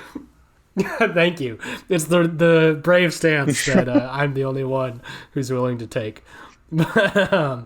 Anyways, getting back to the proper regularly scheduled programming here. Both of AEW's weekly offerings this particular week, Dynamite and Collision, came to you from Motor City, Detroit, Michigan. I didn't know that it was in Detroit, and I know did people like speculate about this before it happened? It totally. Yes. Oh yeah. I had no idea. I did not know that it was like a thing that people knew about because I saw the news. I was like, what the fuck? I stayed up and watched Dynamite live just on the off chance that the thing that people thought would happen, and they Nice. didn't. But they saved it for Collision, which I couldn't watch because I was going to see Sorry to Bother You. Over Box Heck Score. yes. Yeah, but no, it's they did a double taping, or not a double taping because Collision was live. But both in Detroit. And goddamn, I just got to say right off the bat, God bless the people of Detroit who were fucking on fire for both Dynamite and Collision. An incredibly hot crowd that put Montreal to shame. Never go to Canada ever again. Those fucks don't deserve it. They already have free healthcare. We can't give them good wrestling too, all right? Because they don't appreciate it and they don't deserve it. Anyways, moving back to the home of American auto manufacturing. For Dynamite on Wednesday, we opened up with a little Death Riders Osprey lore segments stuff. So, your mileage might vary on some of this, but I actually quite liked it. I think that the main story threads here with Osprey and the Death Riders and Kenny and the setups for the All-In main event, which I was relatively lukewarm on, I think is a fair assessment coming out of Redemption. I think that this Dynamite did a great job of kind of resetting the board for me in regards to that All-In build. It really felt like, okay, now we're kind of getting things rolling. The exact dynamics of how Moxley is going to play into that main event seem to be a little bit clearer, and Osprey's motivations and kind of personal build and struggle into that match, I think were more compelling to me in the upcoming promo segment that he had, and in his little bit in this opening kind of package, than they were in the entirety of the tag match at the pay-per-view. So who knows? Maybe Osprey is going to become and then the bell rings guy for me. Who would have guessed? But yeah. So we started off here with Renee waiting for Osprey to come in so that she can talk to him about what happened with Kenny Omega when he got dropped on his fucking head by a surprise one-winged angel. And as Osprey comes down to talk to her, he gets interrupted by Jon Moxley and the Death Riders. I loved little Danny Garcia going, "Hey, Billy Boy, Young boy Billy, young boy Billy." Yes. Garcia is such a little shithead right now, and I have come around on him in a big bout, and we'll get more into Garcia and how good he is on Collision. Oh yeah. And then Pac tries to go at Osprey, or Osprey just like boom elbows Garcia right in his fucking face, and Pac tries to go after him, but Mox like calls off the troops and is like, I don't know if you want to do that. But Osprey officially declares himself gone from the Death Riders. And Mox is, a little coy about whether or not he thinks Osprey is actually gone from the Death Riders. And then, as Osprey is about to finally have this little talk with Renee, who should show his raggedy ass other than Hangman Page? Boom, boom, boom, boom, boom. What? I could not hear what you just did. I did the Hangman theme. Oh, okay, sure. But yeah, so Hangman comes up and he's very positive on Osprey and gives him some words to the wise about how to handle this position that he's been put in right now, because he was in exactly the same position last year. He says that if there's anything that Ospreay needs, he can let him know. Ospreay appreciates it, but he can't necessarily trust Hangman either. He watches the show. He knows how volatile he can be. So Page just ends things off by saying that he's going to be the best that he's ever been at Wembley, or he's going to die. But he's not. But he could. But he's got it. So, and then we get started with the show proper. We kicked off Dynamite with a big, stupid, very emphasis on stupid, three-way match for the first defense of the AEW National title from its new champion, Andrade El Idolo. He defended this belt against Jungle Jack Perry and call him Nick Wayne, who, I gotta say, was the best wrestler in the match. It was really funny. But Logan, did I'll kill you right now. How you know? I will reach across the screen and strangle you to death in that fancy little hotel room that you're in. It'll pick up. I'm in a condo, and it'll pick up well on this mic that I'm hearing you strangling me. Yeah, just gurgle sounds.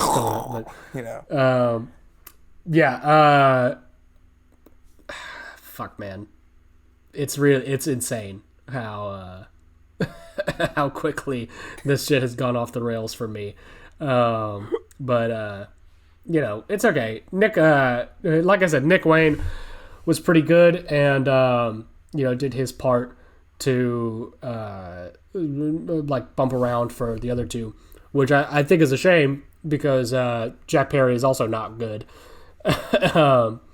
They of course wrapped this up the way that you would expect, with Andrade getting the DM on Nicholas Wayne, and he successfully defends that national title.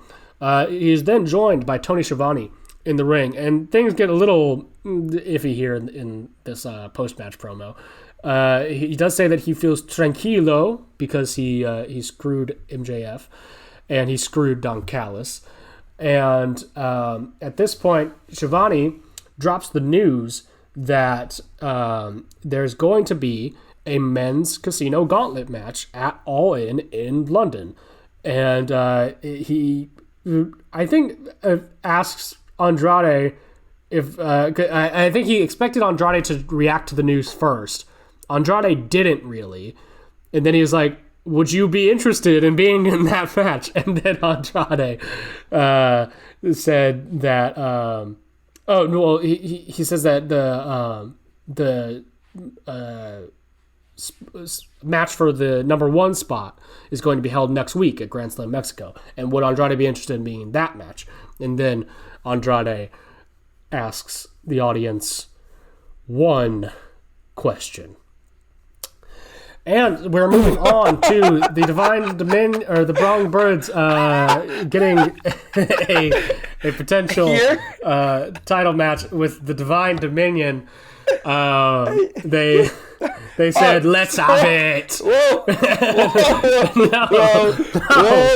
can move. Your we don't need to talk about to it. not say the catchphrase. We don't need to talk about it. But we don't need to talk acknowledge it. Is that just say it? Doesn't even matter. You don't have to say it the way Andrade says it. You can just mention. Why would I? Why would I give it the time of day? Why would I give it my breath? Why would I devote my scant few hours on this earth to in any way giving any kind of significance to the phrase that Andrade says? But Cooper, I can't do it. He threw his mic Stop at me. it! Stop it! No. How do you know? How do you know I won't fucking kill myself right now? Whoa! And you got on at me earlier. But, I was waiting for that one. Ever since he started it, I've been thinking it. Anyways, no, Mom, that's a joke. I'm not gonna do it. Yeah, Mom is also a joke, and Dad is a joke. Yes. But yes, the Brawling Birds say that the Divine Dominion have been talking too much. They never shut up. And that they would like a chance for the titles. Then there is a little bit here with the Don Callis family. They're all kind of gathered together in the bowels of the I think the Masonic Temple Hall in Detroit. It's a very lovely building. It's got this kind of like historic kind of like wood furnishing on everything, including a door through which appears Kazuchika Okada to say that Kyle is going to be defending that TNT title, or not the TNT, the international title against Speedball, and it will always stay in the family, implying, of course, that Proto-Okada is probably not long for this world. I did think that Okada was really funny here. His entrance made it look like a little Scooby-Doo kind of thing with all the people coming out the doors. But then we get our next match of the night, and I thought this was a bunch of fun. This is probably my match of the night. This is the 6-man tag with the team of Brody King and Bandito, and their little buddy for the evening, Speedball, Mike Bailey, up against the Don Callis family team of the international champion, Kyle Fletcher, and Brian Cage and Jake Doyle. This was just like everything that I wanted from all of these guys, particularly Doyle and Cage. I thought they really showed out here. I cannot say enough good things about how Jake has been utilized since his return from injury, and how I was so concerned that he would, get lost in the shuffle, but he is making the most of every minute that he is on screen. Doyle is in particular so good in this that when him and Cage and Brody all kind of get in this sort of back and forth, and the crowd starts up the meat chants again, I didn't even hate it. It was the power of DPW fueled me so much that I could overlook a corny crowd chant. But of course, this whole thing is kind of built around, setting up for Speedball and Fletcher. And they do get a couple of good little bits in there. Speedball, I think, though, was more, I guess, sort of like clicking with Doyle, which is also not a surprise for the DPW lore. Those guys are very familiar with each other. Him and Fletcher work well, and I think the match will be very good. But just in this little preview tag, there's not anything, like there's not sparks flying necessarily with those guys, where I think there is with Speedball and Doyle. But I understand that that's not the money match here. So the finish was really cool. Bailey, so Doyle tries powerbombing Bandito, but Bailey Ultimate Weapons onto Doyle's back, and then rolls him over for the pin for that one. But so then we get a little stare down, and next stop is Arena Mexico. So very, very interested for that match and that show. I think it's going to be pretty cool. We got a little sit-down segment here with the tag champs Cage and Cope with their new challengers for the belts at All In, the Young Bucks. And it was at this point where I was like on Machine Gun Watch. And I was like, this is gonna be weird choice to debut them in a video package, but maybe they could salvage it, and then they just didn't. So I was like, okay, maybe I don't need to watch all of Dynamite live now. But I did think the package was really good. I particularly thought that Cope did a really good job of carrying the promo for this on the champs side, they each kind of make their cases for why this match is important for them. Not just because they don't want to just rely on, it's a dream match kind of setup. They give the Bucks and Cage and Cope ample room to kind of like say what it means to them personally. For the Bucks, yes, it's a chance to always to kind of go and oh my god, both of my co-hosts are leaving me. It's fine.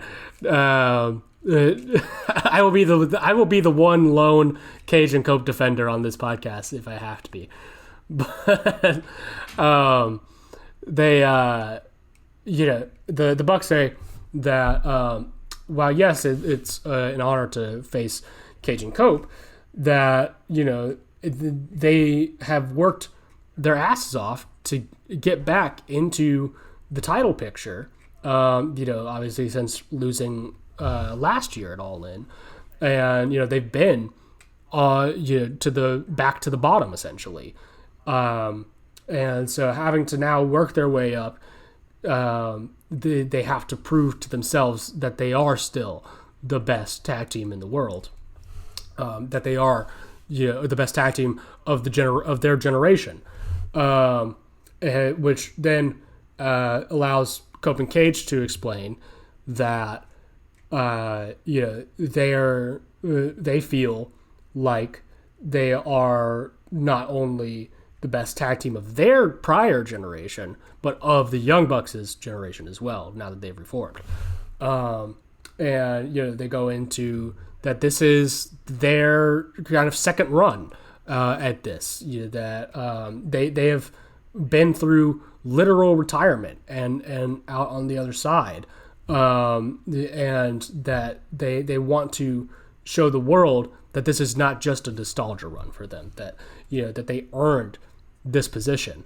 And regardless, I think, of what you feel about Cage or Cope from the past, whatever 2 years, I guess now maybe that Cope has been in the company, and they've been kind of teasing the reunion, and then now that the reunion has happened, I feel like they are at this point where they feel so comfortable being themselves now, that like even if the matches don't necessarily like blow you away, which I will maintain, that I don't necessarily think that they're like spectacular match guys now.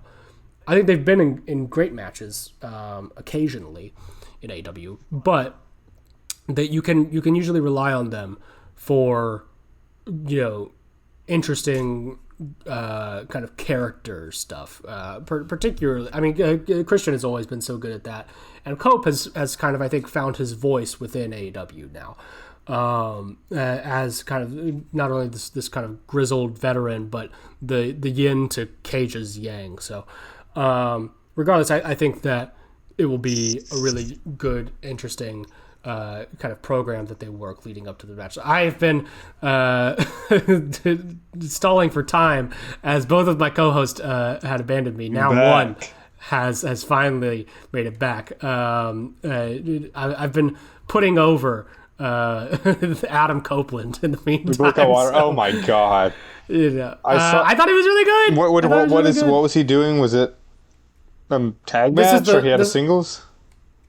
Well, no, this is just the promo segment with him and the Bucks. Yeah. I thought he really did a great job. I believe that for the here. And I was just saying that, like, regardless of the match quality, I think that both him and Cage are at a point now where they feel so comfortable in AEW that they can get you. That they're getting into more interesting kind of character and story stuff. I can see. Match probably. Mm-hmm. I can see that. Yeah, sometimes it's like you have to figure out what works and doesn't work. In a new promotion. Right. Like Cage has been there for a long time. I think he definitely is comfortable in AEW, but I can see what you mean when it comes to Hope. Yeah, for sure. Well, Logan not only hates Cajun Cope, he also hates women. Oh my god! We're about to get into the first Is he and even only here? women's match Is he even here? Right now? on the show, and he is nowhere to be You're found. just he planned this out on purpose. How long does it take to get water, really? I don't doubt it. Right? Yeah. Come on now. See, you were getting water too, and you're back in time. I had to make sure I was here for the what was it? What was that? You set your watch. You set your watch to When the Cooper TBS starts talking about championship. TBS championship division. Yeah. Now here's the thing. I have seen a maybe not shocking, but very sudden, I feel, turn against Maya World. But and maybe actually I don't really think this is anything, because I think this is all Twitter based. The crowds in the arenas love her, and they I think are fully behind this kind of like rocket strap kind of style of push that she's been getting. Especially with all the context of how she got here in the first place. But for whatever reason, look, you can like or not like a particular wrestler's matches. That's fine. I don't have any problem with that.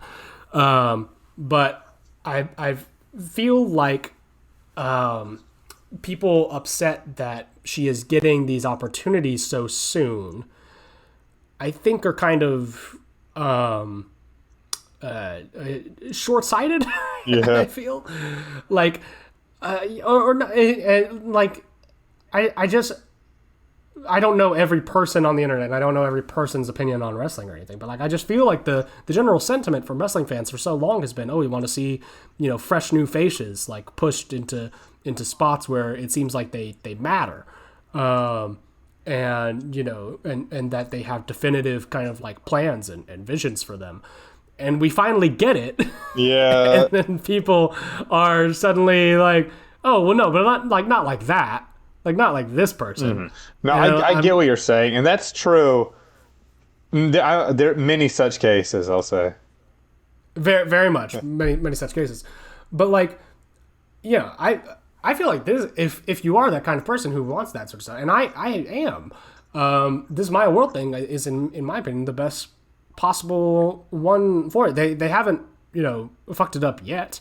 I don't think they have plenty of time to, but I haven't seen anything in the last whatever month that this has been going on that's caused me to have any kind of worry about it. And I think the matches are good. I think she's a good wrestler, and I liked this match too. I saw a lot of people saying this is the worst match on the show. It's the worst match that AEW's had in the past couple of weeks, and I'm like, I don't think that's true at all. Well, I know that's not true because I watched Collision and I've seen some of the dog shit that they pull on there, and I watched the goddamn pay-per-view that had the fucking dogs bang bang gang shit on it. So it's I thought this was miles ahead of the national title opener.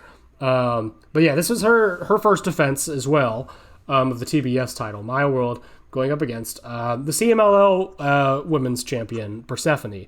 Now I will say a concern I have here is CMLL's women's world champion getting beat pretty handedly by somebody who in the scale of the AEW universe just got here yesterday.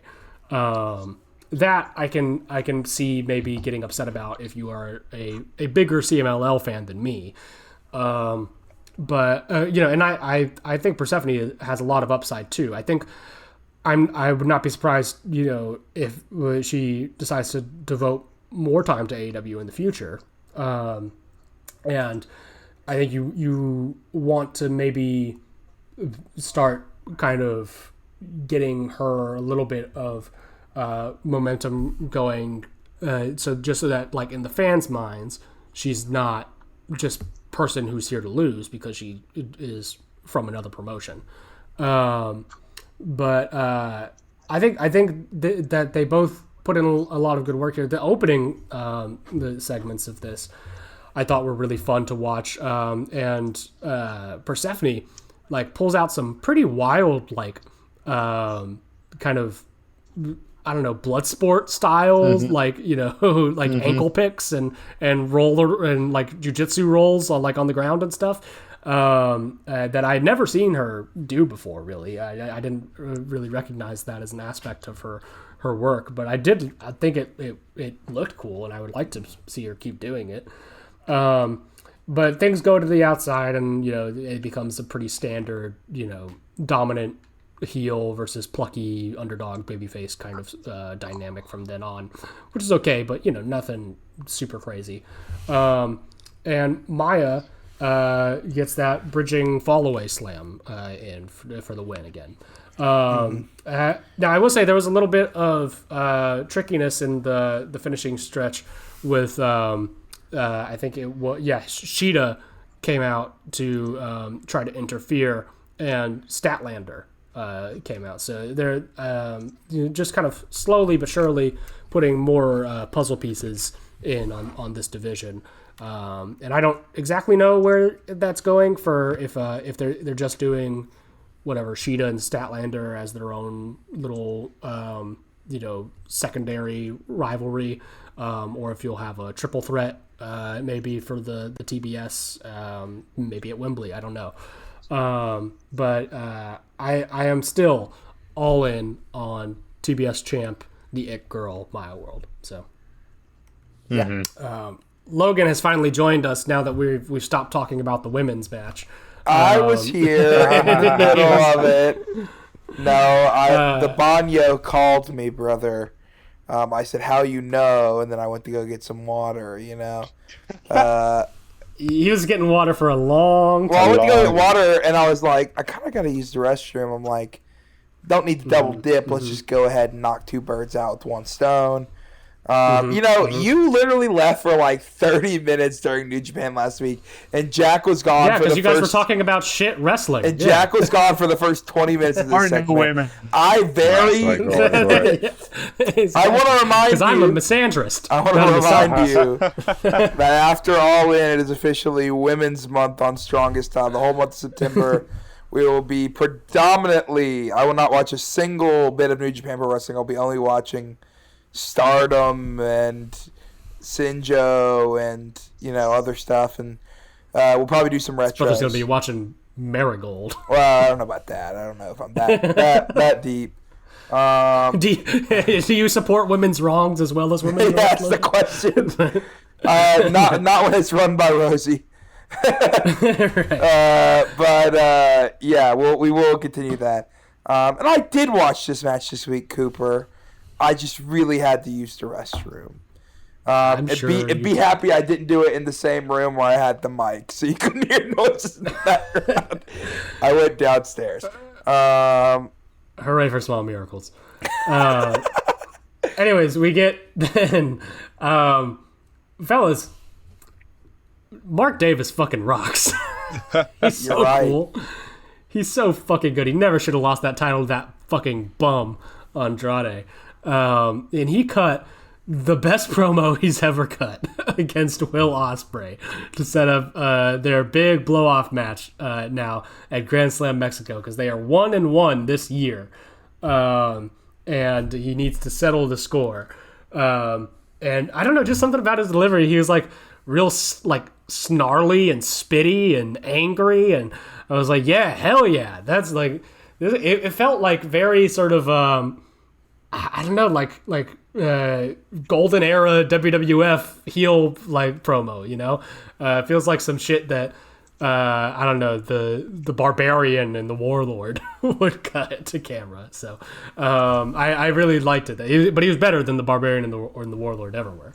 So but I'm sure that match will be really cool. I liked both of Davis and Ospreay's matches this year. So then we get the new AEW Women's World Champion celebration as our brand new champ, Willow Nightingale, finally, well-deserved, comes out showered in rainbow streamers just in every direction.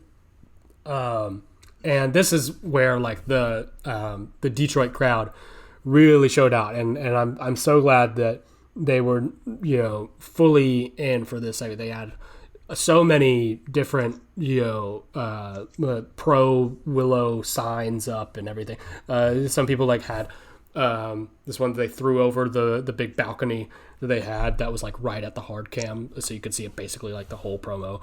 And they were just constantly chanting, "You deserve it." I know at one point Willow talks about her mom, and they get a mom chant. And she says that her mom called her her warrior princess, and they get a warrior princess chant in. Everybody just fucking loves Willow so goddamn much, and she was really overwhelmed by all of it, and like I think genuinely got quite emotional.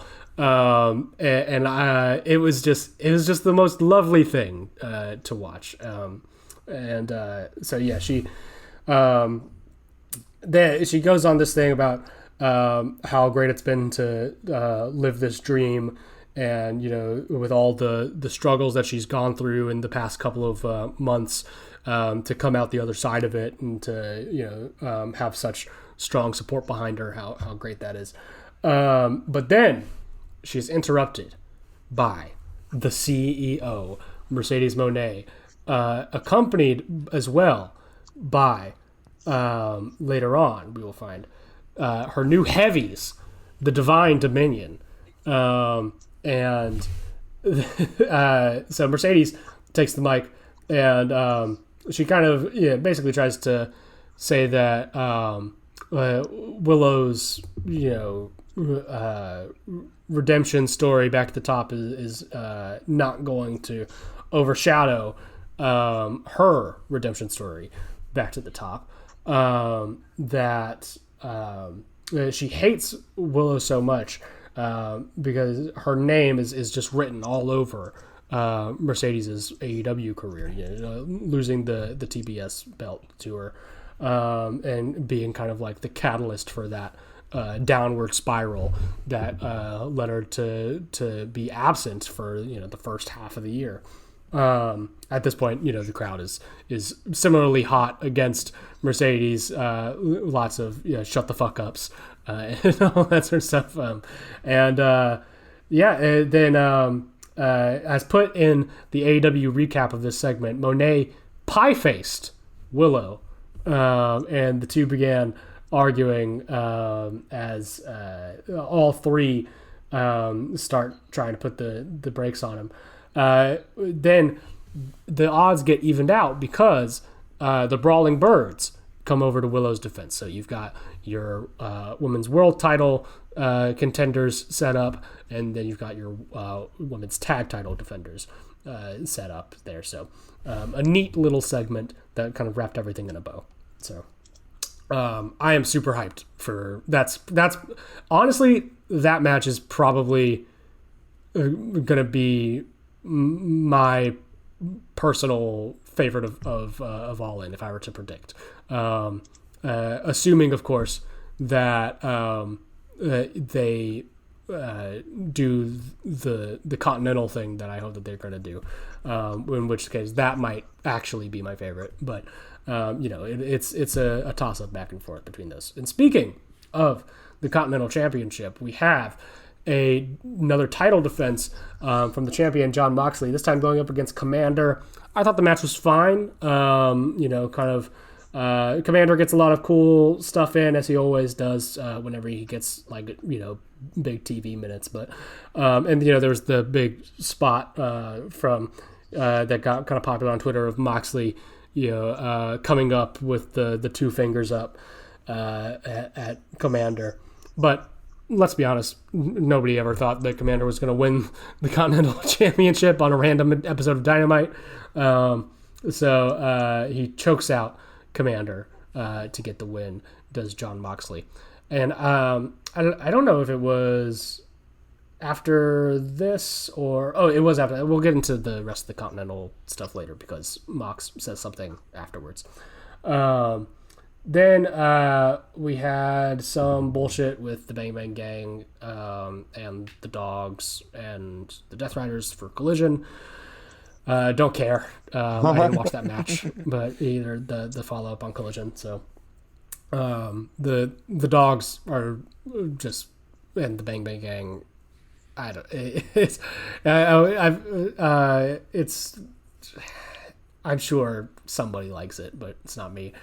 Then we had a title defense for the Trios Championships because, gentlemen, the conglomeration, who were in fact your Trios champs at time of this particular edition of Dynamite, defended those belts against the Demand, and they are not your champions anymore. I know that everybody is really bummed to hear that. I am. Because everybody knew that the conglomeration were the Trios champs before they had this match. So I don't know. Hey, slow down the slander on the big glom, brother. What have you done for me lately? That's what I gotta say. What have you done for me lately? They're awesome. They're whatever. They're fine. It's just that I think it's that Briscoe's not in right now.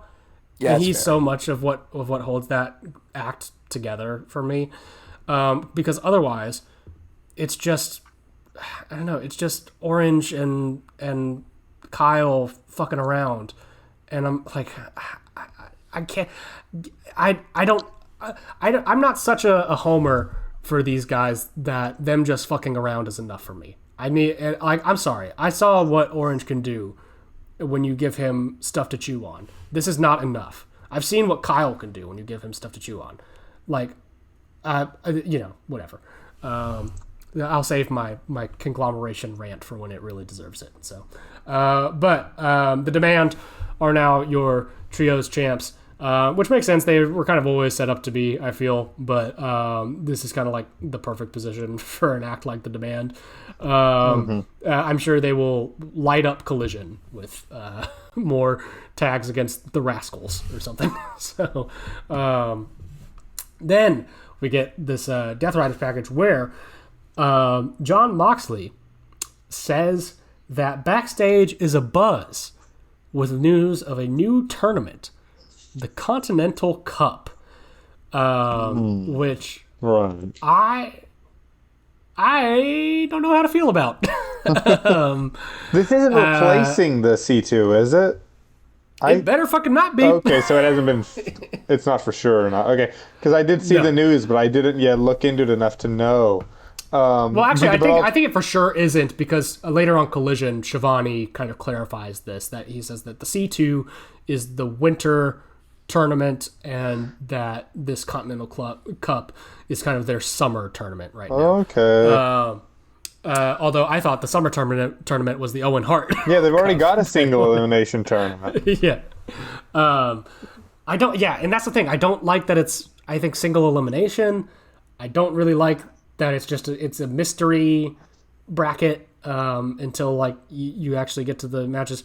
I don't know. I feel like it kind of takes some of the prestige out of the Continental Classic, which I don't really. I like. That's the best thing that this company has. So like anything that takes away from that, I am against. But they do set up some stuff for it early on though that I think is interesting. So it might not all be for naught. Now all of my complaints might be invalidated because they'll probably have a lot of banger matches on it. But yeah, so Jon Moxley is going to be essentially defending his belt every match in this single elimination leading up to the finals, which will be at All In.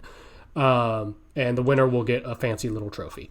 So, good for them, I guess. I think they've also said that this is inspired by like football cups, like in England.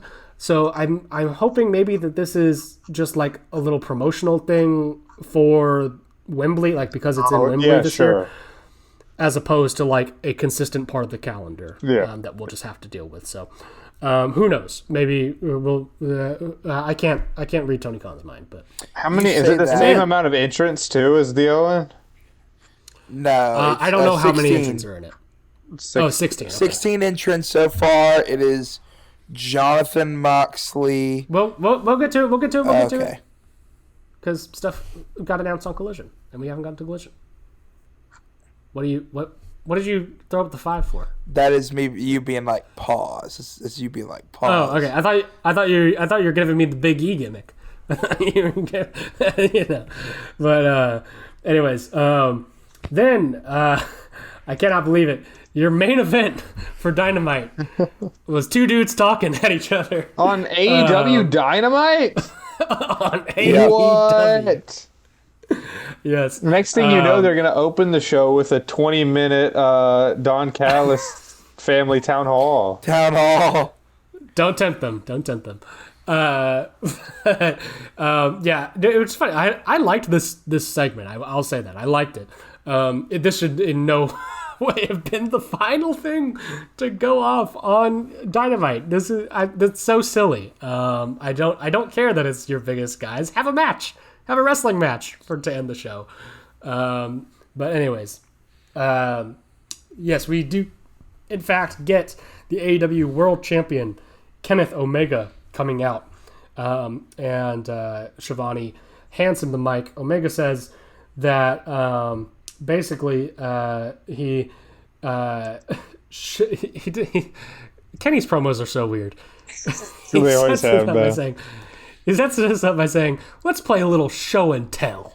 Kenny Omega says, this anime girl is straight out of a manga. He straight up did.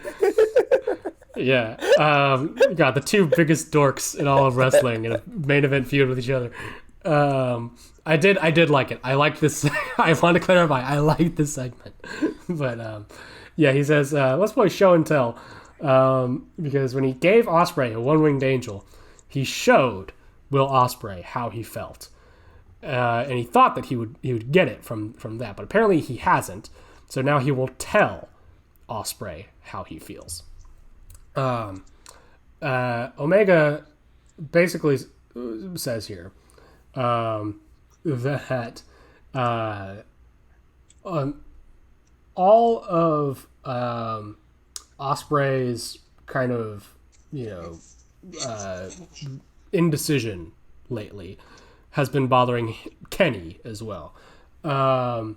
Because Kenny has always, in his words, put their friendship before the belt every time. He talks about letting Ospreay enter the Owen. He says all the success that Ospreay's had recently that Kenny has tried not to, step on, but he recalls a promo segment from, I forget when this was, but I do remember it happening at the time, where basically after Omega had a match, I wish to God I could remember what show this was after, but Kenny's all banged up. He's in the trainer's room. Ospreay's all banged up. He's in the trainer's room, and Ospreay basically says that it was sad to see Kenny give up on himself, and that apparently Kenny really took that to heart, and it really got to him, and it, in a way, motivated him to get back up into the title picture harder than he ever had before. So, that Ospreay also teaming up with somebody like Jon Moxley in order to get to the top is the wrong way to do it. That Mox can't be trusted. For he's the guy who broke Ospreay's neck, and that Omega was basically just treated kind of like a pawn in this Ospreay and Moxley relationship. But then Will comes out. He says that he liked being a Death Rider because he liked the that kind of more confident version of himself finally coming through again post his injury, because he had this backing behind him. The Death Riders are a brotherhood. They're a fight club. They'll hype up their own, but that what caused the break for him was Moxley's devotion to kind of molding Will into his kind of philosophy and his worldview of pro wrestling, of AEW, of all that stuff, that it just became too much for him, and that seeing Omega with the chair around his neck in a similar position to where Ospreay was with Moxley, he just couldn't stand for it. And Omega said, that's all fine and good, but when I was down on the ground with that chair around my neck, and I could tell it was you coming in to save me, that he hears the roar of the crowd and all these cheers and this energy kind of surging, and that he, like, I think basically said, like, the point that he's trying to get across is that being in that position where he is the one who had to be saved by Ospreay really got to him. And so then he gets up and Ospreay's holding a ripped up plastic bag, and it's just it was all kind of too much for it. Mm-hmm. And then they get to the point where they're slapping each other, and they get into Ospreay says or Kenny is slapping Ospreay rather, because he asked it basically if all of their years of friendship and everything was just for this opportunity at the belt. And as he's slapping him, he's reminding him, "I'll always be better than you." Then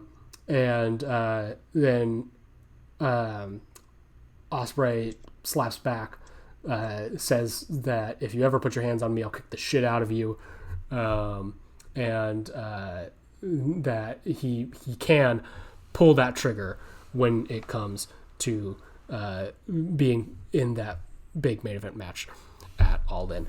I was kind of stumbling through this because this stuff is all very kind of ephemeral and whatever. I will say in the moment I feel like I got it more through their performances, even if the actual wording is, I think, maybe a little loosey-goosey, because both of these guys, I think, can properly be described as perhaps a little overindulgent in their stuff, but this is whatever. It's big main event promo talk. Like they're gonna go on for a little while. They're gonna be a little rambly. This is kind of how every main event wrestling promo is, and I think it could have been far worse, I will say. And I don't know. I like. Maybe I'm biased just because I put money down, but I don't know. I'm kind of into it at this point. I think I did a better job than the redemption stuff. We'll see. They've had plenty of time for either Will or Kenny to fuck it up more, but as of right now, I think they're on a good trajectory. That was Dynamite, and I'm going to do the quickest Collision minute in the world because I'm only going to be really talking about three things from this edition of Collision, also from the Motor City, because the machine guns finally showed up. It took them a little while, but yes, they opened up this edition of Collision by coming out, and the crowd, of course, goes fucking insane. I will say, Chris Sabin can go fuck himself because he opened up this promo by saying, "Did you really think that we wouldn't be here?" Yeah, idiot, because you fucking signed to the other place first.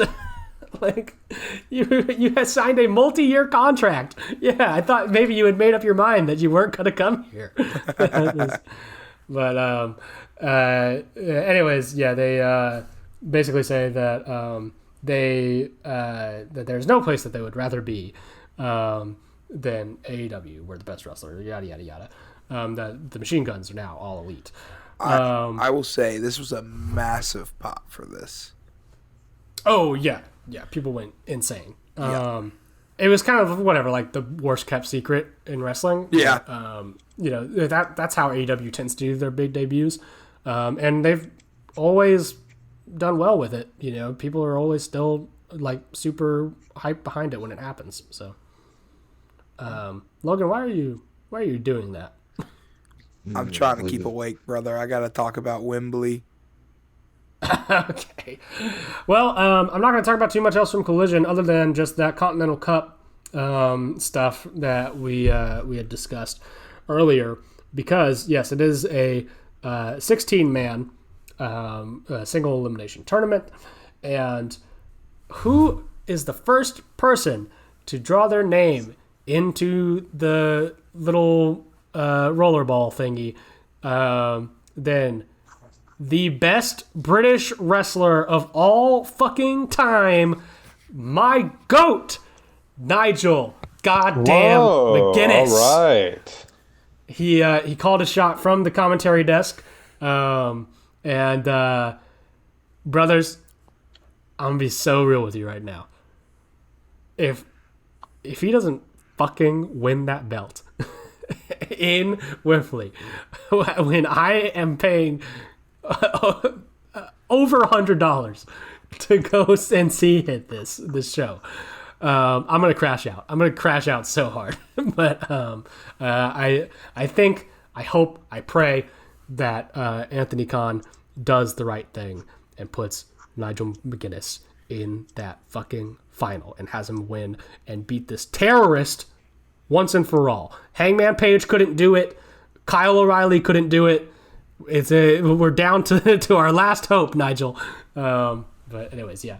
So he's in it, and also somebody else. Computer, play "Fucking in the Bushes" by Oasis. Play "Fucking in the Bushes." The best Oasis song, too, by the way. Fuck you, Nick Aldis. John Moxley is in it. And then Cooper's favorite, all three members of the Glom. Oh yeah, all three Glommers. Which actually, though, I'm fine with that because they're by themselves. Yeah. Yes, yeah. We got those two of those are definitely facing each other the first round, right? There's like a random bracket. Yeah. Or if not, I mean, they'll whatever, face each other in the quarters or semis or however long it takes. You will see a interconglomeration match at some point in the Continental Cup. I'm very sure. Also, I do need to say before we finally get into the retro, the conglomeration did on this edition of Collision do the Ice Bucket Challenge in honor of Rebel. They have the upcoming Rebel Heart edition of Dynamite coming in from Athens, Georgia, after All In. And who dumped the water on the conglomeration other than Detroit's own Insane Clown Posse? What? Yes. Yeah. I didn't know this too. Juggalo Championship Wrestling. And Rhino. This can't be and true. Rhino. Is this true? Were they on TV? It's literally true. Yeah, yes, they were on before. Collision. Yeah, they came out before Dynamite. Tony introduced them, and then they did the Ice Bucket Challenge on How Collision. did I miss the ICP on AEW? What the fuck? It is true. Yeah. Dude, So- whoa. Effing magnets. Look How at do Tony they Khan work? with him. So now the Insane Clown Posse has been in quite literally every major American wrestling promotion of the basically 90s and on. They've been in WCW, WWF, TNA, Ring of Honor, and now AEW. Oh, and I think ECW. I think for one like appearance, but yeah. The clowns they're everywhere, man. You just can't stop the juggalos. So Nope. AEW at the next gathering of the Juggalos. Book it, Tony. they probably will. Honestly. That would be an insane show. Yeah. God, AEW roster members booked by Vince Russo. Oh, God. We might have to have an intervention, actually. Well, you should at least mention that Daniel Garcia is awesome in the main event. I mean, we already kind of Danny was great. It was the best Daniel Garcia match I've seen in a long time. He's such a little share. I love him. Yeah. Now it's time to travel backwards in time, but forwards to location that our young man Cooper Prater will be at in just a few short weeks. That is Wembley Stadium in London, England. We're traveling all the way back 34 years. Hottest party of the summer. Before the SummerSlam Shield chairs, before the Shield chairs. Before the Osprey. God. Before the Cuban A monies. Dubs. Before the Bork lasers and all of the above. And when Vince McMahon... Bork laser. Oh my God, I haven't Deep heard cut. that in I'm a fire maybe in 50 my years. laser. When Vince McMahon was just a wee, terrible commentator, we did not know he owned the company. It is time. Well, we did know that he owned the company at this point. It just wasn't acknowledged on screen. True. It is time for the biggest part of the summer, 1992 SummerSlam. What'd y'all think about this show, boys? Oh, what a rush. What'd you think, Logan? Bad. This is pretty bad. Uh-huh. It was like enjoyably bad because I watched it with a bunch of people who either have watched wrestling but they didn't watch but this era or haven't watched it ever. And watching that Macho Ultimate Warrior match, the crowd of people was like, they were making fun of it so hard that I was laughing. I'm like, why do I watch this? Yeah. Let me give a little bit of context for our listening, our viewer base, or I don't know, not viewer, listener base at home, maybe in the Southeast Asia. So we have got an era in WWE, WWF history where they are starting to fall apart kind of business-wise in the United States. But this is right around the time the WWE sort of realizes that they've got a lot of fans in Europe by now after the big Hulkamania boom, who they've hardly ever taken to, gone to. Like, they haven't had any big shows in the UK or around there before. They had literally just, I think, had like one or two house show tours. Yeah. And that's it. Yeah, so they had this growing audience and never took advantage of it. So they had kind of the idea, while business is bad in the States, to finally take advantage of this and to take SummerSlam that year to Wembley Stadium. And it ended up being a gigantic success. It drew 80,000 plus for SummerSlam, with the main event being, we'll get to it, but Bret Hart defending the Intercontinental Championship against Davey Boy Smith, in a bit of a hometown hero match. It's a pretty, we're about to get into the actual content of the show, but before we say any of that, I want to say, it's one of the most visually stunning shows I think that the WWE, WWF ever made. The whole setup and the broad daylight in the crowd is awesome to watch. Yeah. It feels like it was, but it also feels like one of the biggest shows they ever fucking did. So Yeah, I mean, yeah, it definitely, from a business perspective, I think fully paid off for that. You had so many of these, new like diehard WWF fans who never thought they would have had a chance. It's the same reaction that AEW got when they first went in the first time. You get these fans who never think that this company is going to come here, and now they're coming here, and you get folks not even just from England, but from surrounding areas of the islands and mainland Europe, and you get people kind of converging in onto this one place. Because who knows when the next time it's going to happen is. And this has kind of become something that they've fallen back on ever since. Anytime when they're not doing their best, you could even argue that they've been doing that since the Netflix boom. They always seem to be doing the UK tours because they'll always love them even when everything else is shit. It's become a famous thing that WWE likes to do. But yeah, I mean they took over basically the entirety of UK wrestling since joint promotions died down and World of Sport was no longer airing, and then they were pretty much the only game in town. WCW also tried to capitalize on the European market a little bit as for like a brief period of time, but that was once again mostly like house show loops and stuff like that.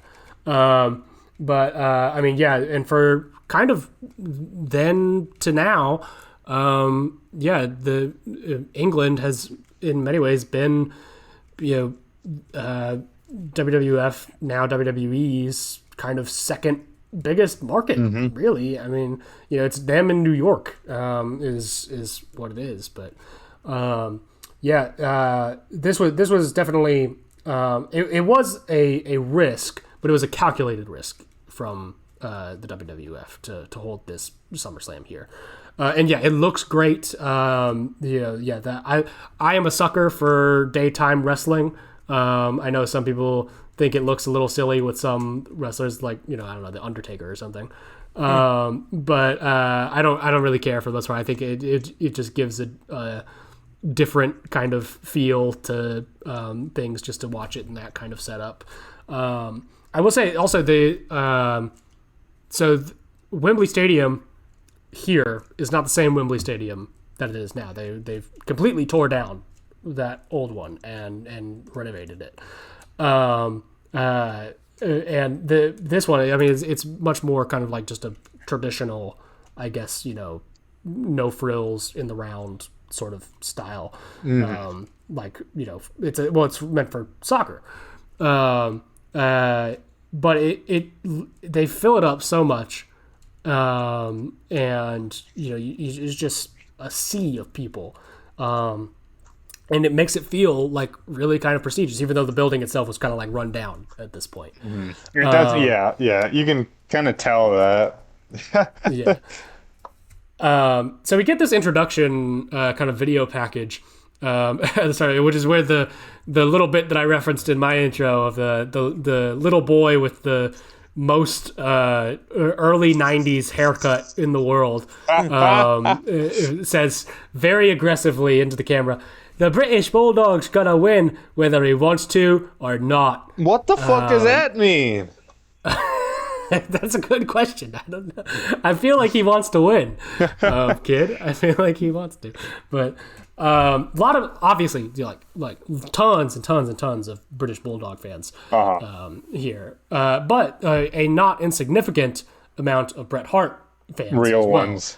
Well, Bret is, if you ask a lot of British wrestling fans, Bret is their guy. And like, I totally get that. His style is obviously much more kind of technical and sportsmanlike similar to what, in the way. It's been popular in England historically. Yeah. So I think they kind of, I think, skipped over like Hulkamania really, and kind of went right into like New Generation. It's sort of like their touchstone for wrestling. So well, you know why? I can't hear a word you're saying. I said, you know why Hulk wasn't on the show, right? I don't. What is the story? Steroids. Steroids. Oh, this was right in the middle of that? This was right. So Hulk wrestled. How'd they get Warrior on there? That was my thing about the show. Because Warrior didn't testify against them in court. I guess, true. it was more to do with that than anything. This was at the point that he testified. So what I believe what happened was that they did the Rumble where, Flair got the title and Sid cost Hulk. And then Hulk wrestled Sid at Mania where he won by disqualification. And then literally the day after Mania, the whole thing came out with that the doctor was selling steroids to wrestlers, specifically Hulk Hogan, and he took a leave of absence. And that's why he wasn't on this show, which is the funniest thing, as the WWE title match featured the Ultimate Warrior, the most roided man known to Earth. In like the muscle suit too. The worst Ultimate Warrior attire, ever. Maybe with the exception of the one that he's wearing in the recap. The video package, yeah. Yes. Yeah. Which was that was just like literally like it was made to look like his skin where he was nude. But he's got the warrior symbol on his chest and like a little like I don't know like codpiece painted all over his junk. It was awful. Just awful looks all around. What are we doing?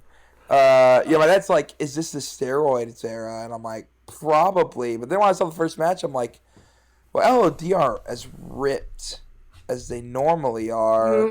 Animals, a lot. Yeah. They're just not like, they're definitely ripped. They're not as shredded as they were like peak. You know what I'm saying? Oh, they are not, early Georgia championship. Yeah. No, I was excited to see Rocco in this. Oh, my God. Of course you were. That's some shit Jake Lee would do in 2026. I'm surprised he hasn't. The two things I remember from this show are the Brett Bulldog match and Rocco. Does he freak you out? The LOD. No, it's just like famous about like the LOD coming out and Rocco being there. And then obviously like Hogan not being on this card because this is one of the greatest Hogan lines of all time, that he saw some Make-A-Wish kid who, he saw the day before someone to see Hogan in Wembley Stadium, and then he got the news when he was in the tunnel to come out to the main event at SummerSlam 92 that the kid had died.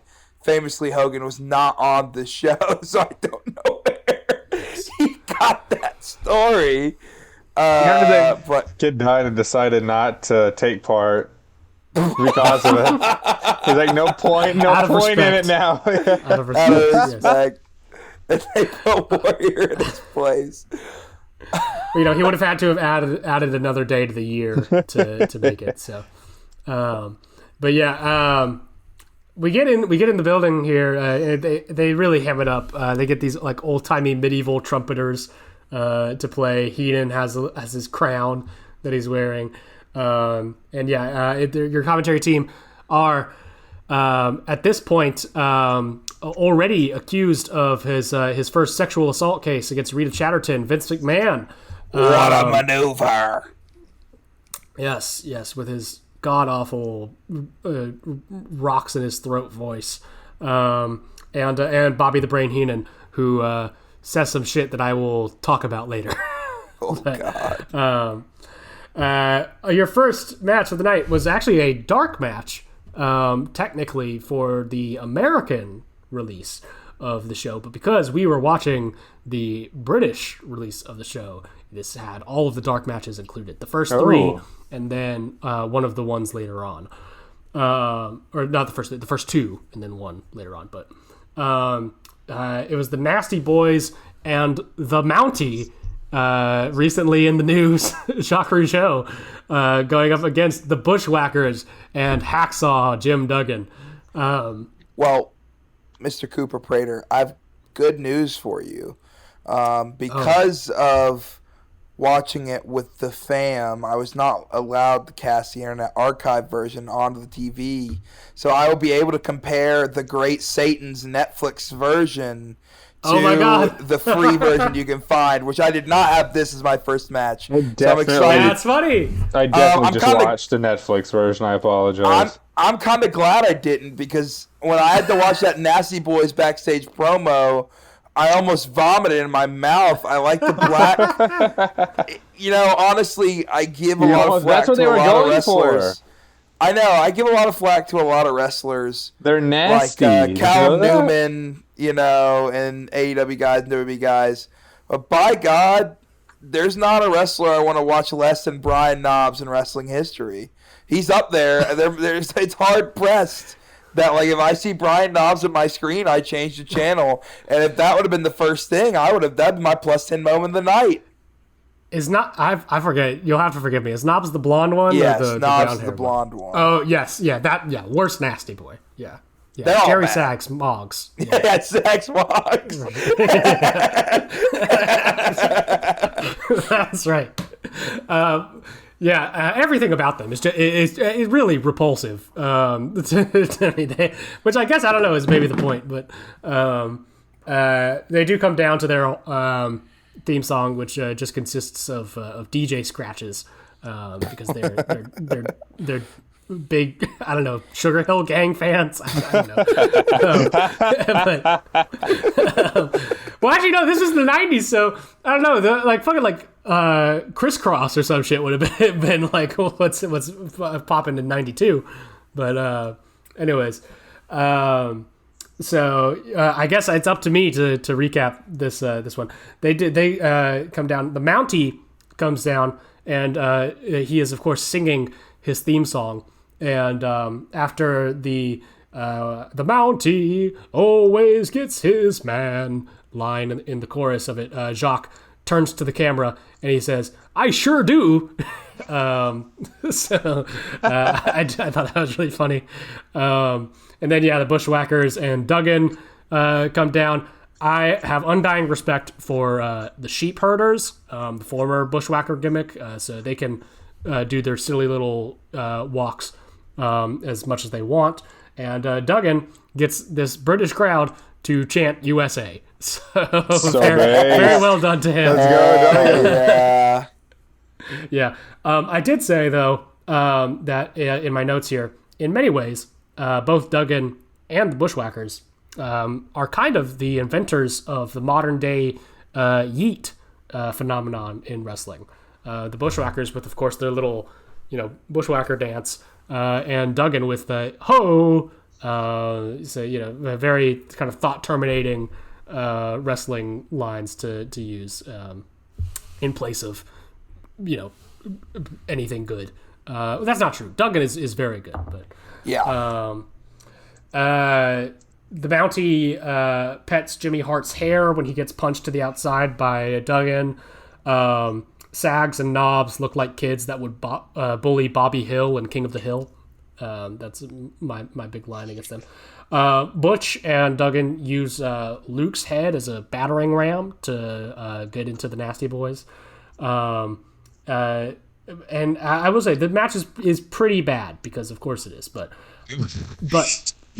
Duggan is really good, and he has a hot tag that almost makes it worth It brings you back, for a second. Almost Duggan does. Yeah, rocks. He's a house of fire. He shoulder tackles the Mountie, but the ref is distracted by some Bushwhacker bullshit. So I think Sags tries to take advantage. But in the end, Duggan's patriotism is too strong, and he pins the Mountie anyway. I have never-ending respect for guys like Duggan and so many other guys in the 80s who were able to get so fucking over during a time where they did it, pass the belt around. Oh, Just never would have ever been given a shot, because obviously not, but also can light the crowd up like that. It's awesome. Yeah. I mean, it's its own skill in a way to be that guy at that time at that position on the card. And Duggan had been a top babyface in the territory promotions beforehand, but he's at this new stage in his career where this is what's being asked of him, and he does it he Dusty Rhodes it. He's so good at it that like you have to respect it, and it comes out the other side. Now, then your second dark match, which I don't know if this was on the show either for you guys on Netflix, but was Papa Shango. It was not. Charles Wright, the Godfather, Pimpin' Ain't Easy, is what he will be doing later on, but against El Matador, Tito Santana. It was El Matador, mother. No, it was not on the show. You've got to be kidding me. This is the second match of the night.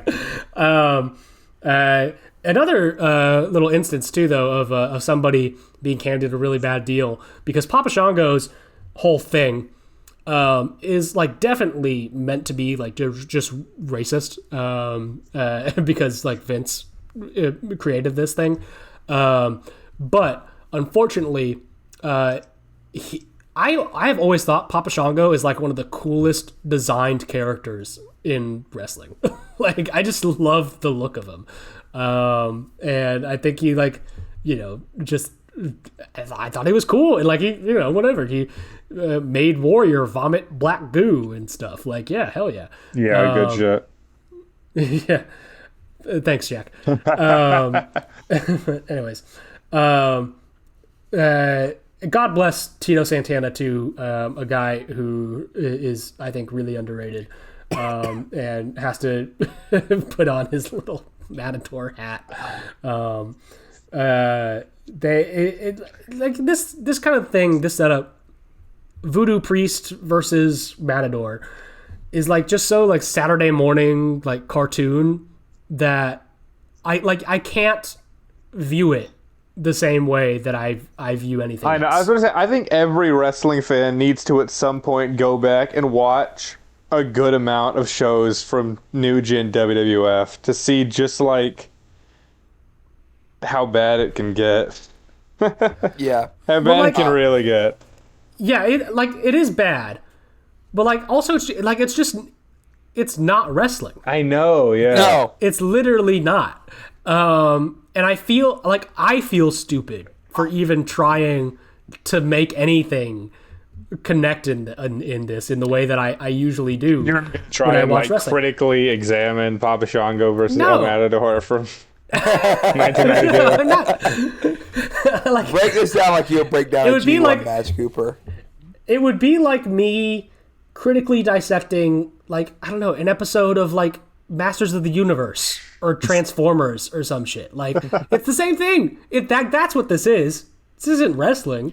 Some people do that. That's true. Some people definitely do. Okay. It made me feel a little worse about the state of the world. True. But, yeah. Before we continue on, I have some breaking news. Oh, my fucking God. The Continental Cup Selection Day has been released, and the lineup is as follows. These are not the matches used to people in the Cup. As mentioned before, John Moxley, Kyle O'Reilly, Roderick Strong, Orange Cassidy, Nigel McGuinness, and the other 11 remaining contestants, Katsuyori Shibata, the Boss Darg, David Finlay, Ace Austin, Jay White, Matt Sydal,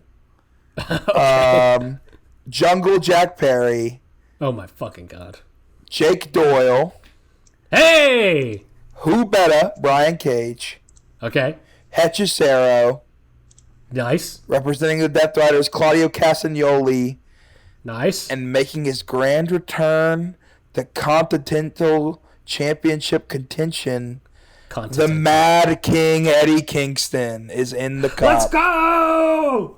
See, Cooper got so mad, and I was like, "Oh my God, this guy's bringing up more news." I'm like, Cooper's gonna love this. Hey, all due respect, Eddie, it's not your time. It's going to be an Eddie Nigel finals. And how it works, too, is they said in the rules, so it's 8 randomized matchups, and then of those 8 winners, they go back into a pool and randomize it again it's like randomized every single round. So it's not like a set block, but whatever. Okay. That seems like a lot, and there's a lot of shitters in there, too. But, yeah. Cool. I'm going to watch regardless. But back to Wembley. Yes, back to Wembley. Back to Papa Shango versus El Matador. Heenan does have a good line here where he calls El Matador El Doormat because Papa Shango is walking all over him. I thought that was funny. But Papa gets Tito up for a shoulder breaker, and I will forget about this match right now. Then, was this the first match of the night for you guys? The tag with Money Inc. and the LOD? Okay, great. The first proper match of the card. And we get the Don Callis of 90s WWF, Jimmy Hart, accompanying a man who committed actual fraud in real life and a tax collector. So, funny how things play out. IRS gets the mic and calls the British tax cheats because I guess they're mean to the royals. I don't know. The IRS stick doesn't work in Britain. They don't pay tax. What do you? I don't know. I don't get his thing in this context. But it doesn't matter because who should come out but the baddest motherfuckers in the world, the Legion of Doom, on motorcycles with the puppet and Paul with the puppet and gold shoulder pads. Do they not often wear the shoulder pads in the WWF? Well, these ones were like shiny and gold. Oh, Yeah. Oh, I thought you said I thought you said old. I was like, what's funny is Yeah. LOD Gold comes shoulder down pads. on their bikes with Roscoe and Tail, and they pan to the most British guy ever, and LOD get up in the crowd, and I lost it. He put some fucking work into that. He did, though. Yeah. Shout out, the British LOD guy. Vince says that the LOD are known for their psychology in the ring. Famously true. Yeah, sure, buddy. Oh, God. More proof that Vince doesn't even watch his own product. A psychology of getting dropped on your fucking head. Yeah. Now, Jesus. we start things off with the $1 Million Man and Hawk. And unfortunately, brothers, I have to tell you, Hawk is in a bad way. He's deeply unfortunate. He is. Oh, Ooh, dude, he's rough. It's not good. I would like to he's fucked say up. I've been going through a Daredevil rewatch with Sarah lately, and it was funny watching IRS because I was like, that's Wesley in the ring right now. That It's is a wrestling Wesley. That's Wesley. They look exactly the same. It's like if Wesley got in the ring from Daredevil. Awesome. I Well, never in a million years would have thought. I just kept on popping up where I was like, holy fuck, it's Wesley. This is why Jack is on the podcast. Only his Emersonian mind could come up with a coincidence When he- like that. Yeah. When he takes the glasses off, he's Buck. From That's Born true, Again. British Wesley. Yeah. Christ. Yeah. Anyways, on with the match. He gets in pretty quick too. Him and DiBiase do pretty quick tags in and out to work over Yeah. Hawk. No one wrestles, like, just even shitty tag matches. No one wrestles tag matches the same way anymore. Yeah. Oh, with like the constant. Yeah, like, that's in kind and of a out, lost yeah. thing. Not like even necessarily. I think both, good and bad, but it is weird. Yeah, I mean it's a formula that I think just like was so like constant. Yeah. That I think people maybe tried to get away from it. But yeah, I do have in my notes here that Hawk is definitely out of his mind right now, which makes DiBiase's very enthusiastic bumps very funny to look at because like Hawk will just sort of like gesture at where he thinks DiBiase is, and DiBiase will be like, "Oh, I just got shot with a gun." But yeah, DiBiase also, I made a note here, looks like a big baby in his all white Yes. gear. He looks like When- That's the like a- boss, baby. Yeah, no, you are right. That is exactly what it looks like. Yeah. They Hawk does tag an Animal for a tad at the start here, who kind of gets a little bit of shit in, but then it's back on Hawk for some reason. I don't know why they brought him back in when it was, I think, so clearly a bad decision. He goes up top to chop IRS's arm. RRS slows him down with a sleeper that gets Hawk down to his knees. And I will say, though, for as much as I'm criticizing Hawk's performance because he was not particularly healthy at this point, this crowd didn't fucking care because and the structure here of working over Hawk really did work because the crowd was fucking on their feet chanting for LOD as he's like trapped in this sleeper by RRS. Like they want him to get this hot tag to Animal so goddamn badly. And so like that's, I mean, I don't know. It's kind of the magic of it. I don't think it's worth it because I think the match itself still is pretty poor. IRS chokes out Hawk with his tie in the corner as Ted is distracting the ref. Big Hawk chance gears him up for a suplex, and he reaches out for Animal's hot tag. But Ted tags IRS in first, and Irwin gets a pretty clear low blow in, tags Ted back in, who gets Hawk in a headlock. Then Hawk lifts him up to walk towards the corner. That, I think, was a pretty well done spot. And he does finally tag Animal, but the ref doesn't see it. But then I think that was maybe just a little bit of a mistake in the moment, because then Animal gets the clear tag and takes it to Money Inc. all by himself. Hawk catches his breath, goes up top as they tease the Doomsday device, but IRS drops kicks Animal to disrupt it. And it doesn't matter because Animal just fucking power slams Ted DiBiase and just gets the 3 guys. They don't even do the Doomsday device. I got so weird. I'm like, guys, because this was on the back. I'm like, dude, they're about to do this awesome move. Everyone paid attention, and then they didn't hit it, and I was like, oh. I know. So like, yeah, I can't in good conscience rate this match anything higher than, I don't know, a 3 on Cage Match if I were to do that. Because they didn't hit the fucking Doomsday device. But, yeah. True. Jack, did you love this? Did you? No, it was not very good at all. But it was, I mean, whatever. I've watched a lot of this. My dad used to have all these DVDs of 80s and 90s wrestling, and I am totally unfazed by, this dog shit. But it is bad. And I do see it with new eyes, like watching it as an adult, mainly like what you said, where it's obvious that Hawk is just totally blasted out of his mind. And that's sad. And it's sad that this will go on for another like 10 years. Yeah. And I think that this was near the end of, but wasn't this like when the LOD was sort of about to, their WWF run, because then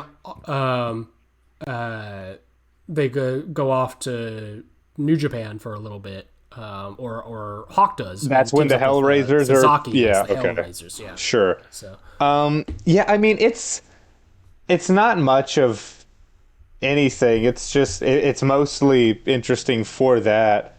I don't think that. I like Ted a lot, and I feel like when he starts to do this tag team stuff, like he's always phoning it in a little bit. I mean, he's not like always, but he's definitely not as into it as he was in his main event run or his babyface work earlier. You can tell the days of that Mania main event with Savage are way behind. Yeah, and it's only a couple years ago, but you're right. It's just night and day. I mean, Rotunda is a good worker too, but he doesn't get to show much in this match, which is why it's funny, pointed out what McMahon sort of had to say right at the beginning, because that's just not what they were doing, and it's fine. The finish does kind of come out of nowhere, but it's the opening match on a really long card, so it's the weird finishes will be a theme throughout the night as well, I will say. We get a little backstage segment here with Mean Gene and the Nature Boy. This was another cursed sort of time period where Rick was in, the WWF for just a couple years. He still looks so out of place to me. This is a thing that should probably be more of a thing in modern wrestling, I think. I love the pre-match and like catching up, with wrestlers on pay-per-views, especially like the Mean Gene corner. That should definitely it's a good vehicle for storytelling, I think. The one they do before the main event with Hart and Bulldog, I think, is great. Yeah. But yeah, this one, I don't know. I can maybe take or leave. Yeah, fair enough. There was one line I thought was quite funny. Which was?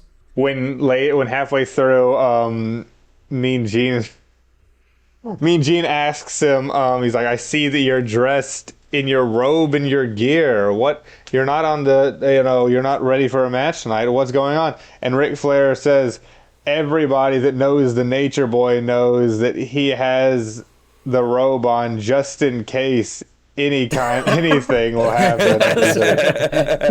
Something like that. I was like, oh my God, he's fucking funny.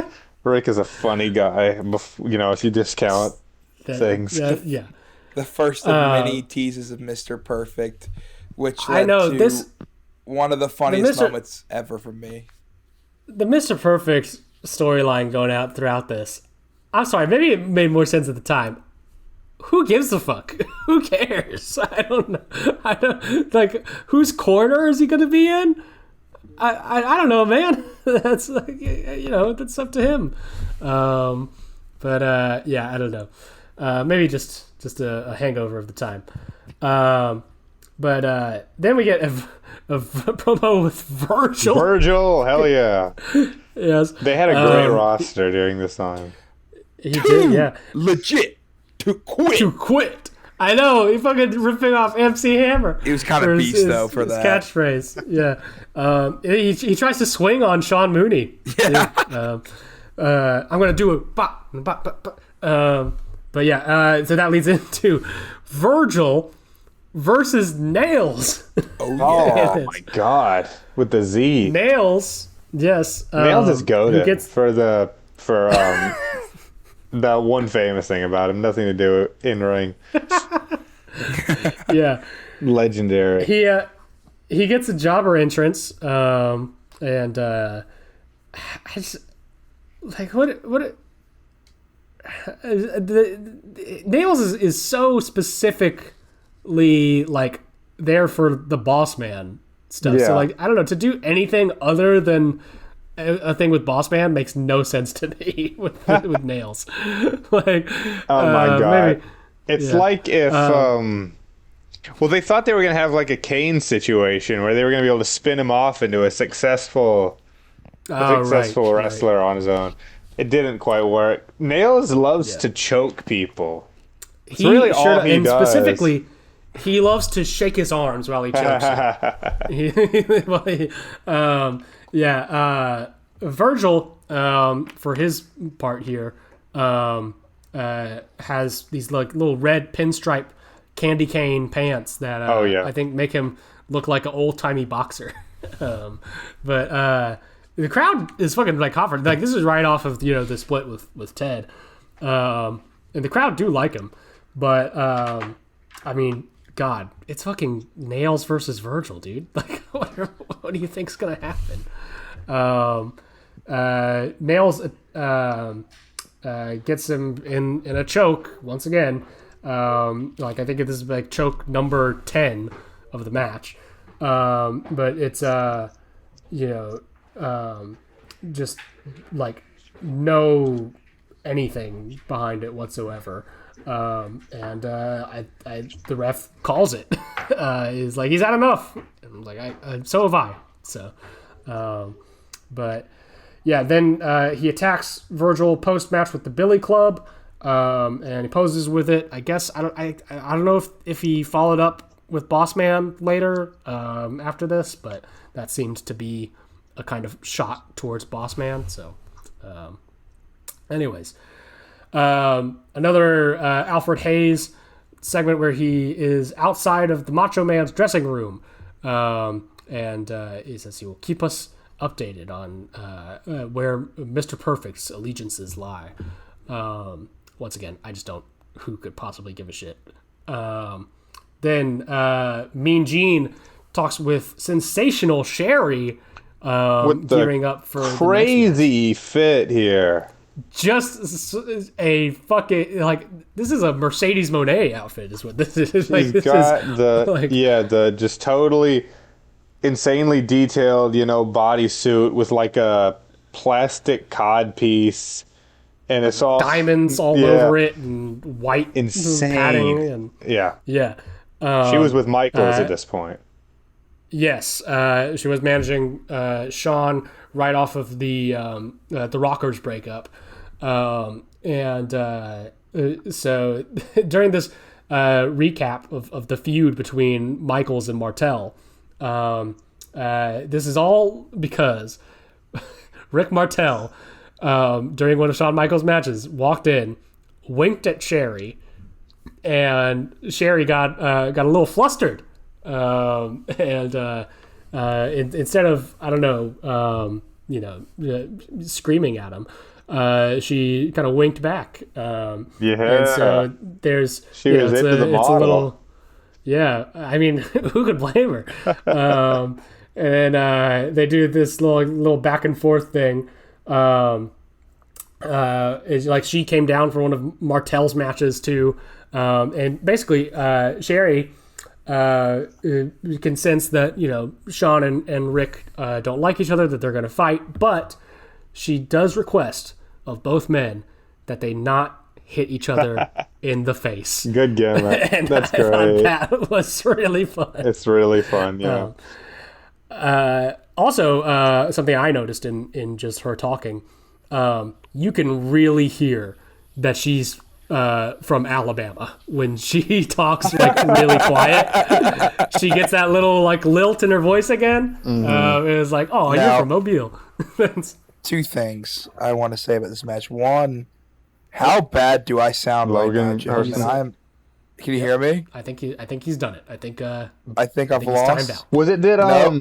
No. Can you hear me? Yeah, we can. I can.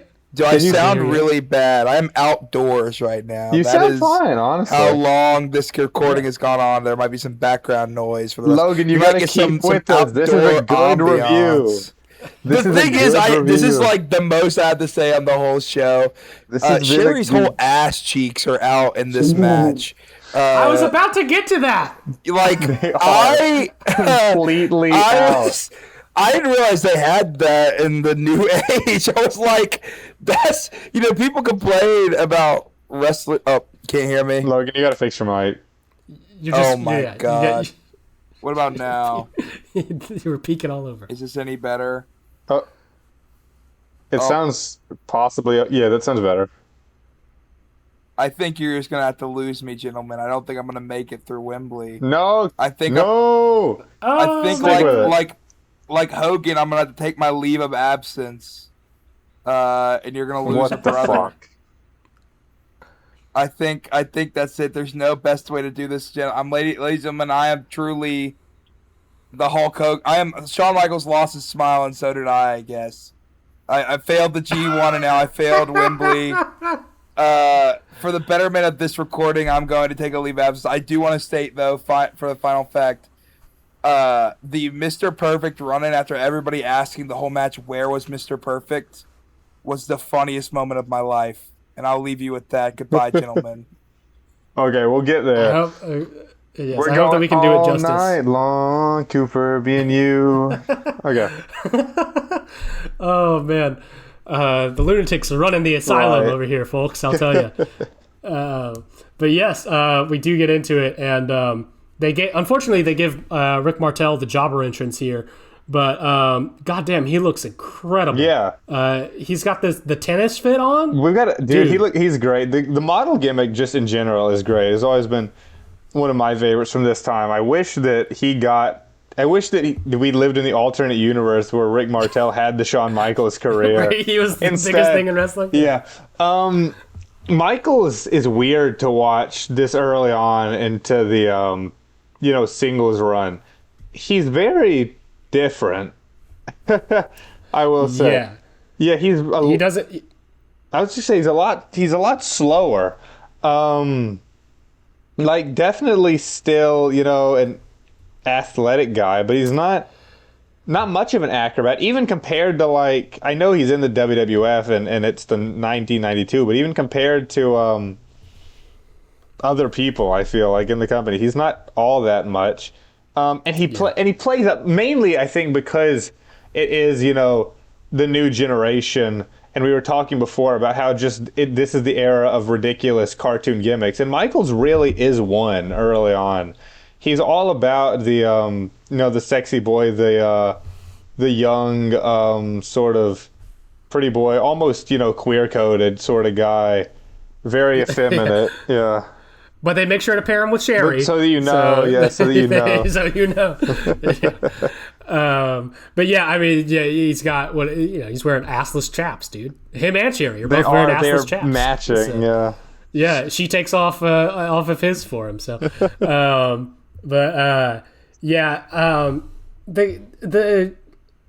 this era of Shawn is so heavily into the gimmick of it. Mm-hmm. And he doesn't have really the room yet to get the actual wrestling in, just because that's not his spot. He's not given those spots on the card yet. And so for right now, he's kind of just another mid-card sort of heel. Yeah, weirdly enough. He's not that dissimilar from IRS or somebody, So I mean, he's younger and better, but you can tell he's not even close to what he will be. You're right. I wonder how long this was after the turn, because they start to turn around on it and try and push him a little bit more, starting when they are able to get fucking Jannetty back and try and do that, even though it ends up stinking real bad. But it's like you said, right now he is firmly in the lower. I mean, he is literally on the card in the lower mid card, slumming it with Martel. As much as Martel's great. The heel dynamic in this one the crowd doesn't really know what to do, but I think it's fun. I liked it a lot better than the other two matches we've talked about so far. Oh, it's so much better. It's a lot. You can. I mean, let's not get it twisted. At the end of the day, yeah, Michaels is good. Martel is great. In my opinion. So this is going to be a pretty good match, even if once again you don't know who to cheer for. Oh my god, yeah. Vince says there's a piece of Sherry's outfit that's missing. That was so funny. I couldn't tell if he was being for real or not. He always says everything so deadpan. I do have to give it to him. But yeah, they do, God, I love Martel's little cartwheel and jumping jacks that he does in the intro of it. God, he's so good. Yeah, there's another bit later, another funny commentary moment where they have a real close-up of her, ass on the screen, and Vince just is like, "Oh my goodness," and he says it because of he does. And this took me out of the whole fucking thing. I don't know if you caught it, but at one point when there's a shot of Sherry's ass, Vince says, "I don't know if there was a show on the air a few years ago called Twin Peaks, And I guess we're seeing our own Twin Peaks. I used to be fucking references Twin Peaks. I did not. I cannot believe that I did it. That's insane. I thought so too. Twin Peaks reference on WWE. In my head, I separate these two things out. These can't exist in the same world at the same time. Why? Yeah. Oh my god! But I looked it up. Twin Peaks, debuted in 1990. That's what. Well, by 1992, the show was done. 1992 was the year Fire Walk with Me released. I don't know if this. Do you think Vince McMahon watched Fire Walk? I don't think he did. I don't think so. I have to imagine. I could make a really dark joke. Oh yeah, let's not. Yeah. No, I can tell where you're going. Yes. But that is crazy. I have to go back and find that because there's no way that those two things exist in the same world at the same so time. Out of it. I was, what did he say? Jerry could genuinely slot right into the original. Oh my god, she would just be in the show, the same exact thing. Nothing could change. Just a fucking lunatic, yeah. But what if the movie would have come out? Oh my god, it would have just come out in. I think the movie came out August 28th, 1992. So this would have he probably was saying this because there was like promotional material for the movie. Probably. On TV. Oh my god. That's insane. People were getting excited for Fire Walk with Me to release. That's a little time capsule. Dude, holy shit. That's great. Okay, so do you have anything more to say about this one? Of course, Logan walks out at this part. Well, I just said, it's a count out draw with these two. They both get on the outside, and Martel and Michaels have in their brawl bumped into Sherry, I think, for a little bit, but no, actually, wait, no, fuck, they don't. Just the sight of Michaels and Martel punching each other on the outside causes Sherry to faint. She's so upset. And as she is knocked out, Martel or Michaels like threw her over his shoulder to like walk her to the back with him, and Martel fucking like tackles Michael, and Michaels and Sherry both go like tumbling over, and then Martel picks up Sherry, so goofy, and tries to walk in with her, and then Michaels does the same thing, and they like are fighting over the unconscious body of Sherry Martel. I know, yeah. So, my god. And then Martel grabs a bucket and of water, splashes her away. It's literally a Saturday morning cartoon. Yes. So yeah, but then they sort of keep on fighting. Michaels chases after Martel up the ramp, and Sherry runs after them. Yes, yeah, she's come to and realizes what's happened. I'm going to skip over the Nasty Boys promo. That's fine. Let's get into a better match. Yeah, the show? Natural Disasters. Yes, Typhoon and Earthquake, the tag team champions at this point, defending the belts against the Beverly Brothers. You never see a team like this anymore. Get rid of the. I don't want none of that with the Davis and something, the big burly guys. I want to see this kind of tag team in some major promotion. We need to get matching big dudes dyed blonde mullets. Awesome. And I'm sure John Tenta was like with 22 or something. Oh yeah, John Tenta was like fucking like I don't know, just graduated college. A young man. Yeah. Oh man. They're facing Typhoon. Oh sorry. What about Typhoon? I was just gonna say Typhoon doesn't know that he's gonna tip over a wall later on in just a few years. Yeah. They're facing the Beverly Brothers, Bo and Blake, with Lenny Poffo the Genius in their corner.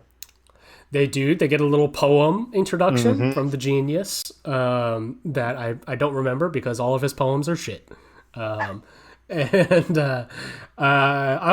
one of the Beverlys will, I guess, maybe, I don't know if at this time or later on will become the father of come Tuesday. Von Oh Wagner. my God. So- Wow. Yeah. There you go. So- Now, I didn't know that the Natural Disasters ever worked babyface. I'm going to be honest.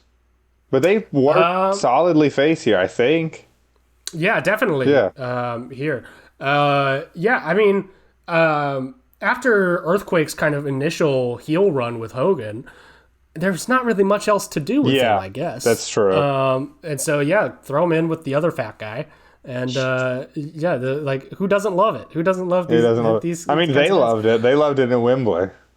Right. They do rock. So much of their offense is based on squishing them with their tummies. The big splash. And I do like that.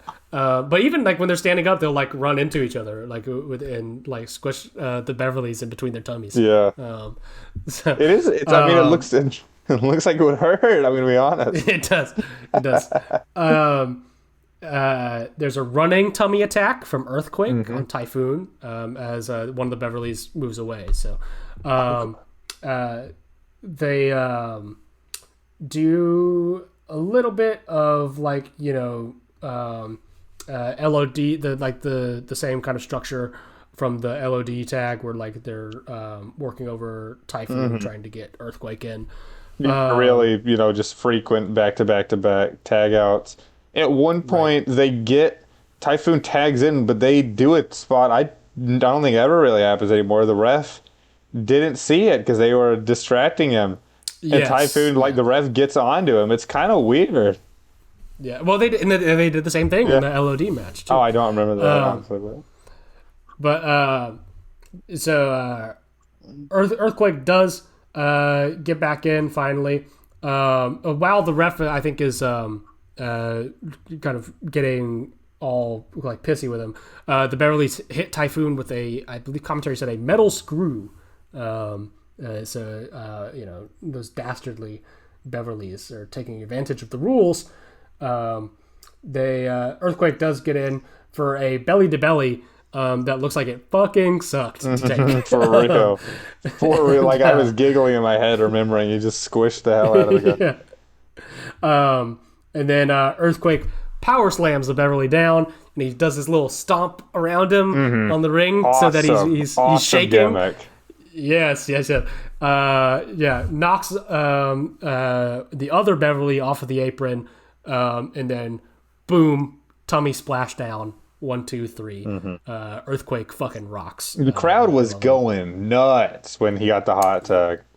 Yeah, for sure. Yeah, it worked. It worked a charm in this one. So, I guess there's something to be said for that old formula. I mean, again, this one was it is like just whether you like the wrestlers involved or not. Because realistically, this was just as simple match as all the ones we've been talking about. But something like this works. The Natural Disasters, and especially Quake, is a great wrestler.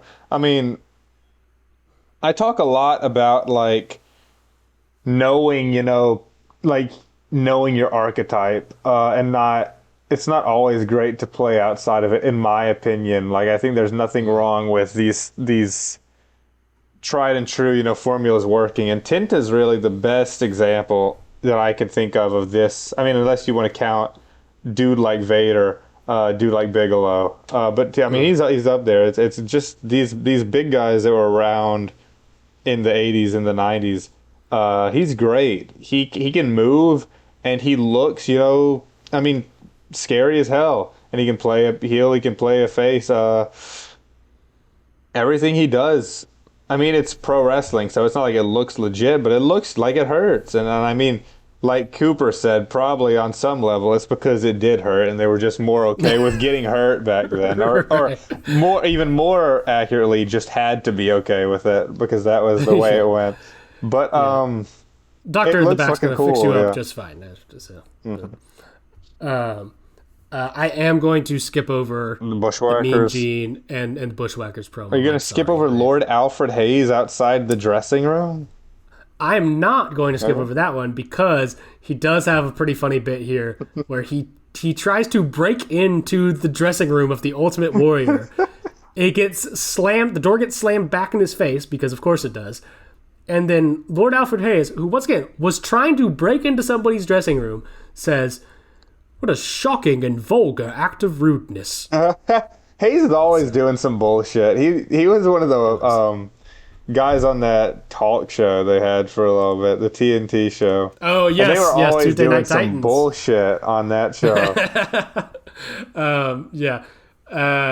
He was an over with Vince type, so they had to make sure to let him get his bits off. Hold down the fort, Cooper. program. I'm going to be back in like 1 second.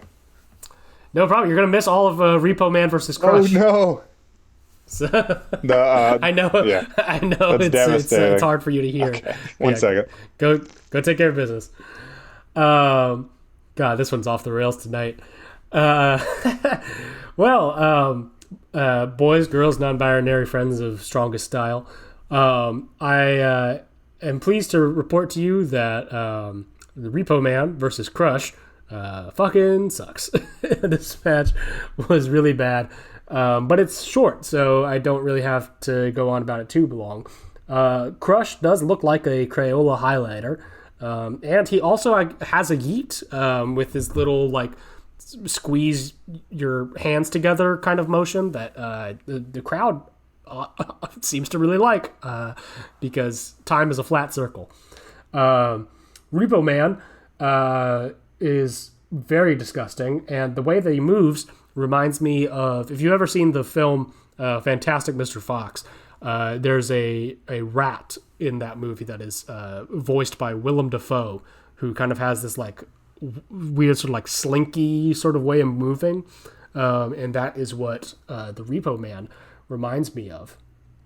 A very, very light backbreaker from Crush, but he misses a knee drop and hulks himself up when Repo Man tries to punch him in response. Crush sees Repo up on the top, catches him in a power slam, and comes down and claws the back of Repo's head. Or not claw, but like sort of like a vice grip, the thing that like Kali does, where it's like he's gonna squish him like a watermelon. This was not great, but whatever. It was a little thing to get the crowd a chance to, I don't know, go to the bathroom or grab a snack before the upcoming 30-minute long Ultimate Warrior match. We did get a little recap here with Mean Gene about the program beforehand. That, I don't know, it just was not very interesting to me. Because I don't know, there's only so much I can get invested in with War. Now I will have at least something semi-positive to say about Warrior, not necessarily in terms of his in ring or anything, but like just his presentation. I do like the presentation of it. Earlier on Superstars, Flair and Perfect were mocking the Macho Man. And that led to Macho running into the ring, getting jumped by Flair and Perfect, and then saved by the Ultimate Warrior. Well, next week, Flair interrupts a Warrior interview, and Perfect interrupts a Macho Man interview. And they set up that both men will be against each other in a tag match, where they teamed against the Nasty Boys. But Flair and Perfect jumped Warrior anyways, so they didn't need to, I think, play like the mind games angle of it. And as previously mentioned, Warrior's skin tone singlet makes him look naked and makes me incredibly comfortable. He had the worst fits during this period. Yeah, just God, yeah. I don't know what he was thinking. That being said, we do actually, when we get into the match here, I said while you were gone, I was going to have something positive to say about the Warrior. What is it? Which is that I don't think that there has ever been an easier wrestler to get. Especially if you're a kid, than the Ultimate Warrior. He is kind of. I feel like in a way the archetype is based off of him, or rather, he is default pro wrestler in like pop culture. Yeah. It's like, it's him and Hogan. It just a straight like a bullshit cartoon character that like just is pure big dumb rage, like with a little hint of like weird 90s edge to it too. Yeah, you get some of that, especially like later on. But both him and Savage don't necessarily look their best at this time. Yeah. Savage is at this weird point in his career. He's got the belt, and he is treated like a big deal still, but like kind of all of Savage's time in the WWF, I mean, like he's always going to be. He's always second. Yeah, exactly. He's second fiddle. And in this case, he's second fiddle to the Hulk replacement. And really, kind of. I mean, he's a heel, but to Flair too. Yeah, right. I will say they do a good job, and Savage is good enough to, I think, carry Warrior to something not like good necessarily, but they different from his normal stuff. This is not the only. They've had a pretty good, I'd say, match that also goes around this long at the career threatening match, the one I think that had already happened by now. Yeah. And that one I think is a good bit better, but it's the same sort of thing. Like you said, he is able to carry him and make him work his kind of match. One thing my dad always points out, as a much older wrestling fan, that I think is fairly interesting whenever I watch Savage, is that he says that, and I'm sure this is true, but I haven't done like research into it, that Savage was one of the first guys to really like pre-plan out most everything. Oh yeah, in his matches, he would meticulously go like move for move, spot for spot, in a way that most guys at that time were like, let's call it in the ring, brother. Wonder who you're talking about specifically. But yeah, I like Savage a lot, but I don't care for this. I mean, like you said, he is easy to understand why he got so popular, but I'm not compelled at all by anything that the Warrior does in my big age. He's just not very interesting. The magic wears off very quickly. Yeah. I like Hulk's matches a lot more. I mean, I'm glad the guys, I mean, it is great. You could say it. Yeah. You could say it. Yeah, I am. But I also much better wrestler than Warrior was. There's a reason why it flopped the way it did. Like, God bless him. Savage makes him work differently, because like he's forcing Warrior to like get a little like more clever and like out of the like kind of traps that Randy's setting up for him. And I think like he wanted to have him sort of become a more like intelligent monster, kind of like but he just can't fucking sell it, like he can't fucking like sell anything. And that's kind of the danger of the gimmick and of that of Jim Hellwig as a performer, I think too. I think the tease for the elbow drop is good. I agree. I think drawing that out, and even the Flair and Perfect interference stuff, which, like I said, as I've been saying throughout the whole review, I don't give a shit about whatever that storyline was, but I think that it is kind of worth it for the Savage turn on them, especially when he jumps to the outside on Flair instead of on Warrior. I did like that moment a lot, and the crowd definitely did too. Yeah. Um, but yeah, Warrior hulks up from down below. Gorilla presses Savage, runs the ropes, gets a chair in the back from Flair. So Flair and Perfect are on nobody's side. It turns out they tried to, I guess, like sort of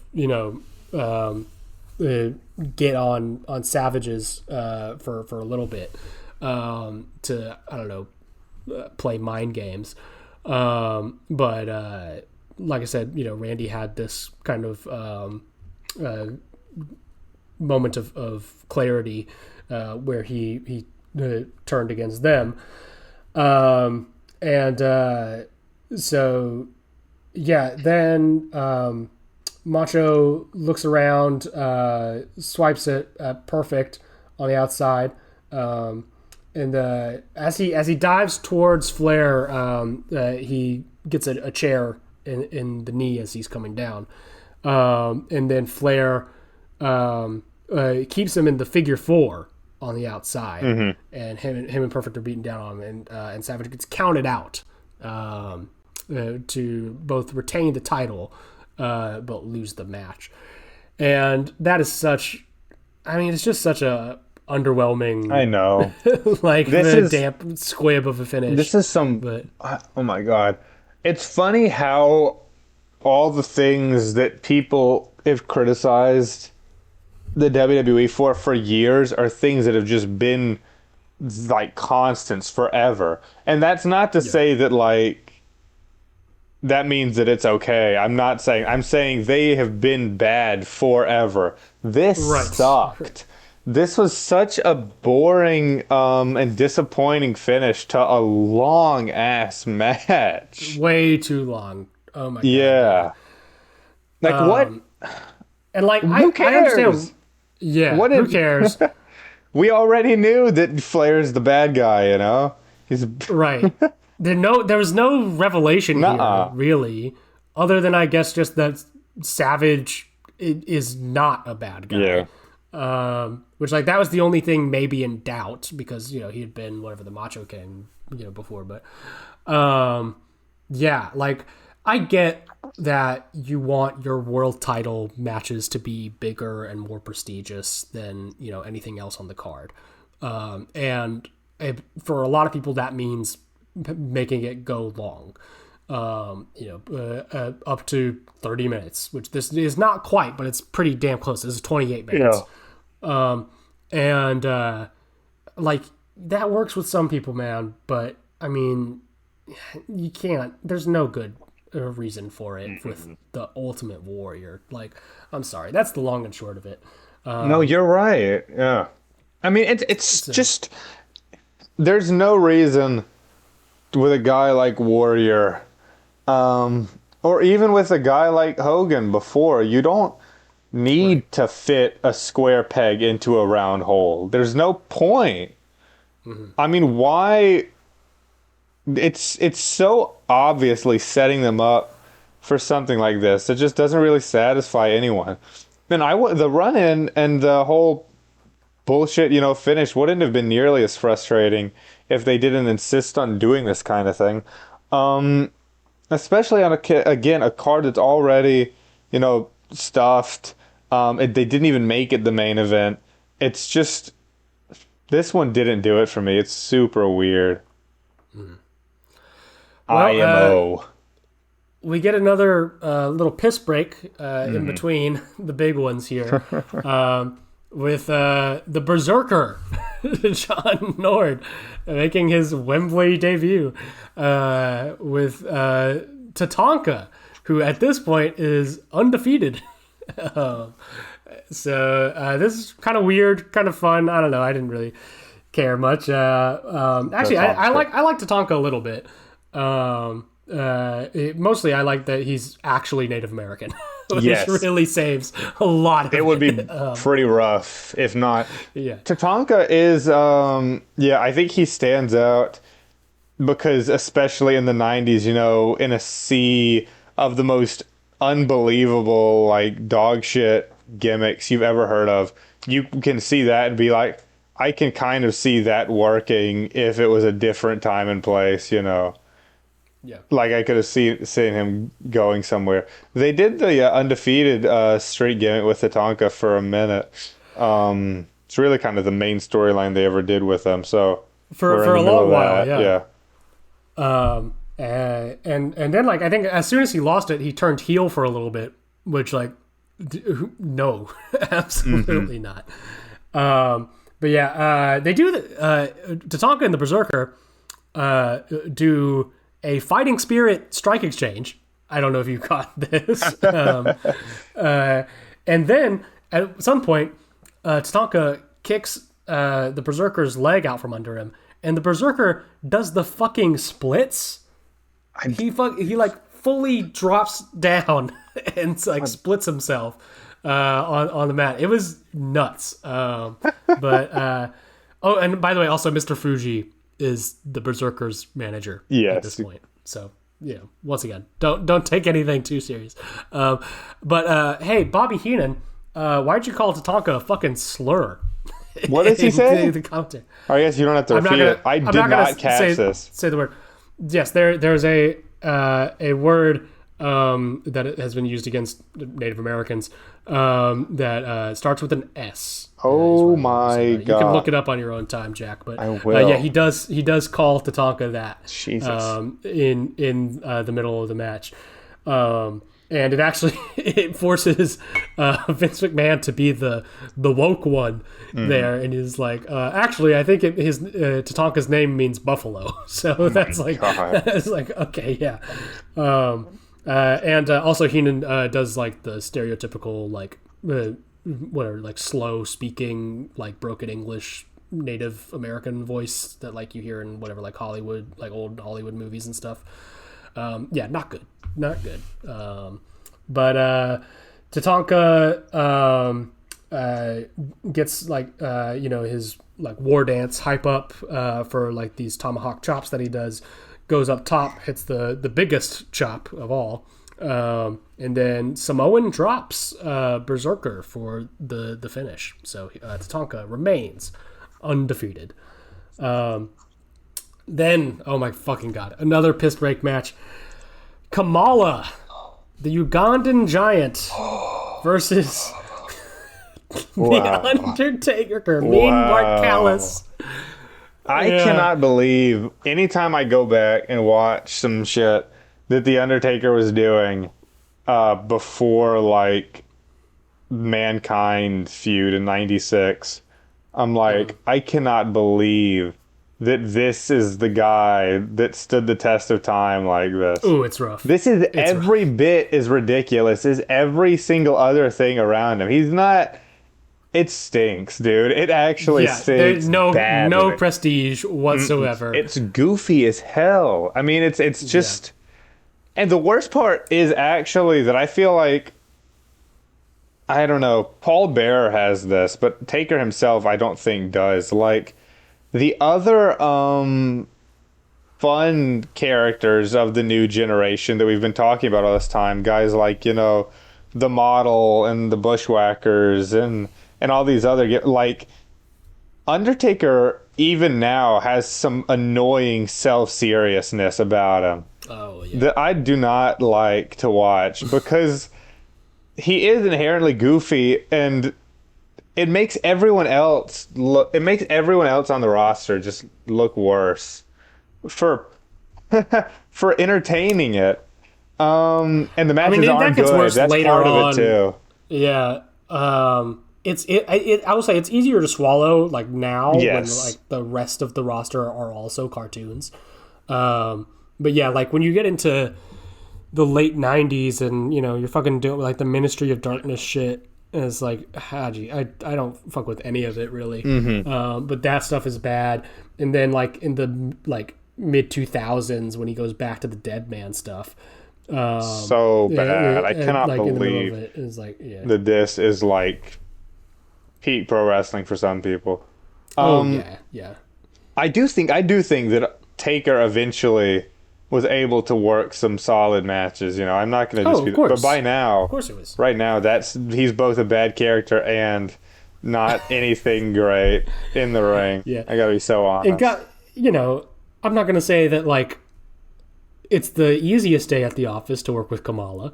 But still. Fair enough. Oddly enough, though, this is Kamala's return to England. Because What? Jim Harris, the man who portrays Kamala, was actually a World of Sport regular for a little Really? bit. Yes. That's so interesting. I think he was just called like Big Jim Harris. People used to wrestle the wildest careers. Oh yeah. Yeah. I've always loved that this random Kamala is so racist. Kamala's handler What with the mask is named What is Kimchi? He's named Kimchi. Why? That's a Korean food. It's a Korean dish, yeah. A Korean ingredient. He wears like I don't know what the deal is. I don't know if he's like a white guy or if he's supposed to be. Well, he's the Brooklyn Brawler behind it. I mean, but I don't know what, like you said, I don't know what he's supposed why does he wear to be. Why does he wear that mask?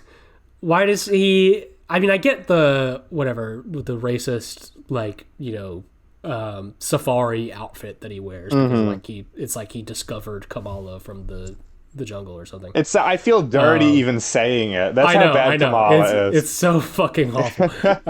And he's got Whippleman at this point too, who I always confuse with Cornette in this era because they're both small pencil head white guys. But yeah, why does Kamala get two managers? Why does he get Kimchi and Whippleman? Kimchi doesn't speak. He just stands there menacingly. He doesn't actually speak. He's just a part. He's like set dressing. Yeah, this whole thing is basically just set up so that Undertaker can do the sit up spot and scare Kamala, and that's about it. Anyways, then we get into once again you were talking about earlier these backstage pre-match interview stuff and how good they work, and this was the best one I think. Right before the main event, you get interviews with both Bulldog and Bret Hart, and also they do a little interview with Diana Hart-Smith too. Yeah, later on at ringside, and all of these I think really worked in making this main event like feel big. And so Mooney asked Bulldog his thoughts on like the family pressure here. Having to fight his brother-in-law, and Bulldog is not concerned about it at all because he says that when he steps in the ring that he doesn't know who Bret Hart is, and Bulldog. That's a good line. He's never been a good promo, but goddamn, that was he got the point across there. And then Bret in response, it says that it irks him that Bulldog would say that he doesn't know him because he shouts at him, is like, look me in the eye and tell me that you don't know me. He introduced him to his wife. He gave him all these opportunities in the WWF. He gave him this main event match in his home country. And he thinks that Bulldog's big dream, his Wembley dream, is going to turn into a nightmare because he'll walk in there and he's going to be in the dungeon. So, and then we get Diana Hart-Smith in the crowd, who says that it's going to be really difficult to watch this, and that it's the biggest match of both of their lives. And that, it's been a lot on the family. Now, I will say, like, Diana, not a professional, and I think that actually does work here. Like, her like emotion is like kind of stilted a little, like she's kind of like her eyes are kind of moving and all kinds of direction, not looking directly at the camera. She reads as uncomfortable with the whole situation. Yes, which I think it works tremendously for the story that they're telling here. Like she just feels like a real person who they just it's how I would probably react if if you had to watch me and Logan fight in the main event of Wembley Stadium. We're fighting in Wembley Stadium, and late or early '90s Sean Mooney came up to me with a microphone, and it's like, can you tell us how you feel right now? We get a short little break with Roddy Piper and a bunch of bagpipes because I guess Piper just had to be on the shows in some position. It was kind of goofy, but fun. And then we finally get into it. Bulldog versus Hart. Bulldog gets led to the ring by goddamn Lennox Lewis waving the Union Jack in front of him. That's maybe not a big deal for anyone. Lennox Lewis is a very big deal in boxing, and was at the time. Hitman, however, comes out by his own goddamn self. Damn right. It's like, it's not that he gets a lot of boos, but it's just that Bulldog gets more cheers. Really is at the end of it. This is a more mixed crowd than I would say like an anti-Brett crowd. Yeah. Davey is in a really bad way. I feel like do you want to address the famous story about the match here? Yeah. Famously, this has been told a number of times. In the about like the week before this show, the British Bulldog goes on perhaps one of the worst trips of his life, and spends according to some a number of days apparently smoking crack with Jim Neidhart. And I mean, it's easy for us to, I guess, say, what a fucking idiot to, make that decision on your biggest, chance of your career. But like, that's not how addiction works. Yeah, it's just it's sad more than anything, and it's sad. It's really sad. It's sad, and stuff like this and Hawk. As much as it's fun to go back and watch these things, and they provide something so different from what we're getting in 2026 in wrestling. But whenever I think about stuff like this, like, it's hard to watch and not just think so many of these guys were going through hell. And a lot of that has to do with the fact that they were pro wrestlers, not, in spite of it. It was the world that they lived in that drove them to do this kind of stuff, and ruin their lives. And eventually so many, like Davey Boy, end up dying like a horribly, horribly premature death. So yeah, I mean, I'm glad that we can sit here and we're about to start digging into and celebrating this match, and that he has this moment. But the backstory of it and everything about Davey Boy, his addiction struggles, it's just really horribly sad to me. Him and Brett had worked out the match prior, but apparently on the day of, he tells him, he's like, I forgot the whole thing. And Hart was like, okay, I guess we just gotta roll with it.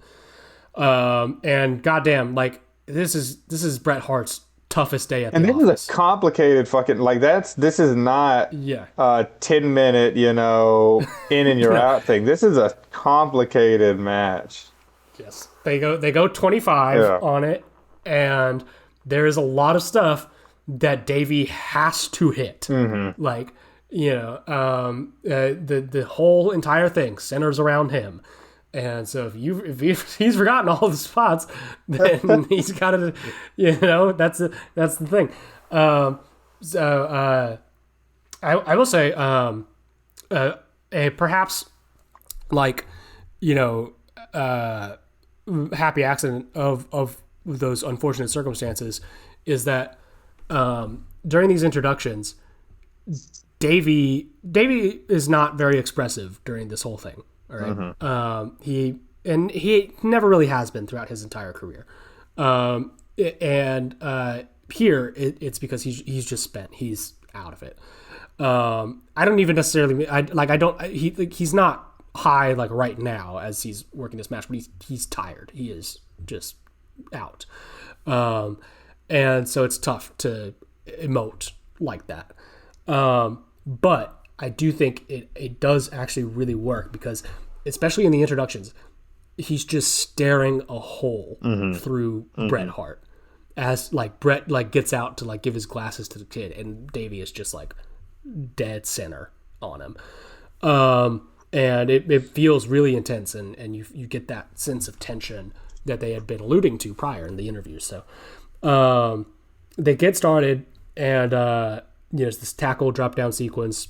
Bret gets launched at the outside, and so already we're saying, okay, Davey is power, Bret is strategy, and Bret hits these really crisp headlock takeovers like back to back in succession on Davey, and Davey like does this like it's cliche but like pretty like complicated like World of Sport style flippy escape out of like a hammerlock that Bret had put in on him. So like he's giving him a lot of these chances to like grind him down and get close to his ear to tell him the next spot, and then give Davey this chance to like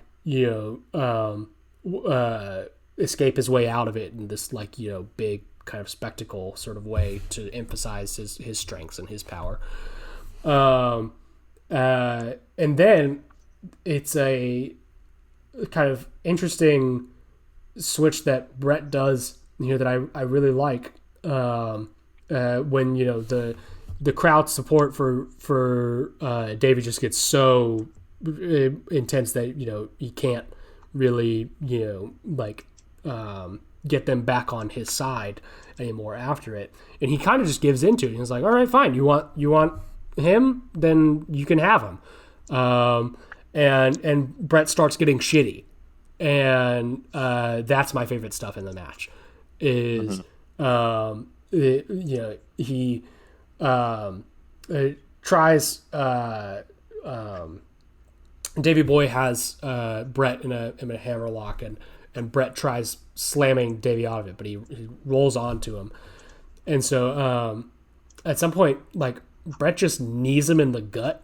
And it seems like he like really like lays in it, and it's a little bit too low.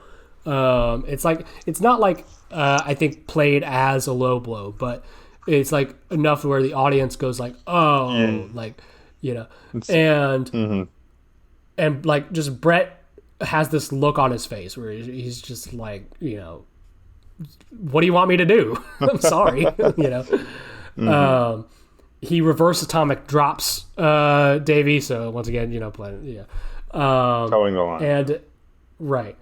And so yeah, then we're it's kind of just this switch of the dynamic where Bret is going more for these kind of like not like super power moves or anything, but more just like hard hitting, and he hits a little harder. He wrenches in the holds a little bit tighter. Yeah, he's playing aggressive, and it's for the crowd mainly. Yeah, absolutely. And every time he keeps going to these headlocks, and it's just like there's one like really tight close up on it where you can very clearly see Bret whispering something to Davey, and he looks so angry with him. Oh, no. But so he like yanks on his hair to slam him down on the canvas, and Davey gets fired up, gets back on his feet, swings wildly at him, and Bret catches him in a sleeper and forces him to crawl over to the ropes. And that I thought was such a good, super cool, moment.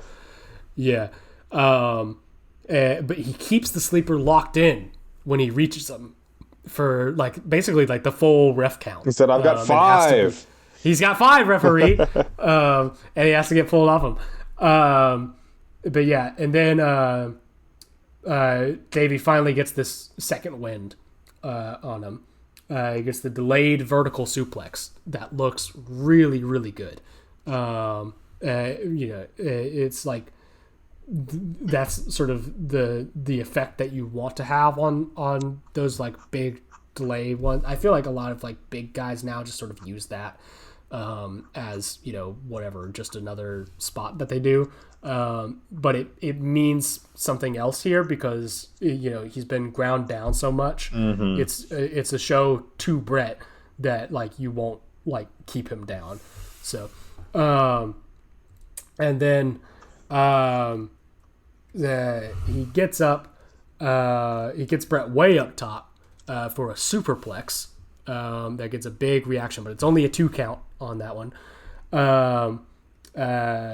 Brett sets up the sharpshooter and then gets it in pretty deep onto his back, but Davey reaches towards the nearest ropes.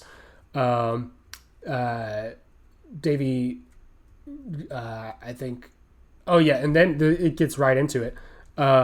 Brett runs up, sunset flips over Davey, and Davey drops down, hooking onto Brett's legs, and then unfortunately, I think the ref did a quick count on him. It's a really fast 3, I think. Yeah. And I don't know if that was audible called in the moment just to like get the match over with. For me it tampered the moment of victory for Davey. That's right. There's not really much dramatic. Yeah. Yeah. The crowd didn't care. They loved it still, just to see their guy, get the belt and hold it up in Wembley. But I don't know what the decision making was to have it go so fast. It's probably just sort of a ref thing rather than anything that they decided on in the bag of it, I guess. Yeah, just something that he did for whatever. He might have been getting caught in the moment, honestly. There's high energy in there.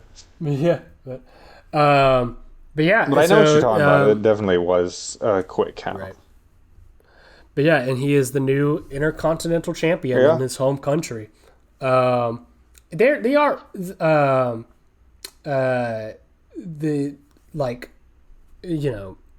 I think by that point, the crowd is into it. The finish, I did also think maybe dampened some of their excitement a little bit. It's not a super triumphant. I mean, it is, but it is, the leverage pin at the end of the day. They get more out of the post match. Yes, the celebration for sure. Yeah, there's the tease of more kind of, tension between the two now. And Brett then, reluctantly goes up to Davey, raises his hand, and Diana gets in the ring with them.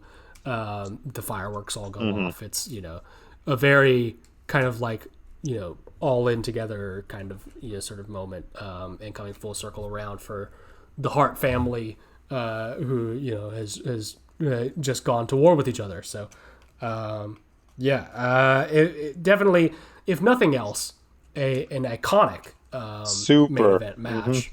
Regardless of your thoughts on whatever, compare with a modern lens, it's always kind of tricky to go back and make definitive calls about some of these high profile matches from yesteryear, and a lot of them don't really hold up to modern standards in that way. But this one, I think, is even if I don't necessarily think it's like whatever the greatest worked match or anything, I think it is just so impressive what especially Brett, but both of them really were able to do under the circumstances, that like it takes on its own kind of life in a way. It doesn't really like the moves don't really matter at a certain point. It's more about just like kind of that struggle to get it done, really. So I totally like that analysis. Matches like these stand the test of time because of the insane reaction, because of the moment. Not to say that it wasn't fantastically worked. It kind of was. But, it's just one of the most amazing atmospheres that any wrestling company's ever been able to put on. It's really like you can still feel sort of the magic of it all these years later, and smile for the guy and for the hometown hero. I wish that there was more like this, and I wish that. I know Brett went on to have such a lauded career. I wish that there was more that Davey Boy got to do, but I know, again, we talked about he just was plagued by these demons his entire career. And he's not, like, the best ever either, but I do think that he could have been more than he was, at least. And it's sad, too, because, it's the same thing for his old tag partner, too. Those guys just...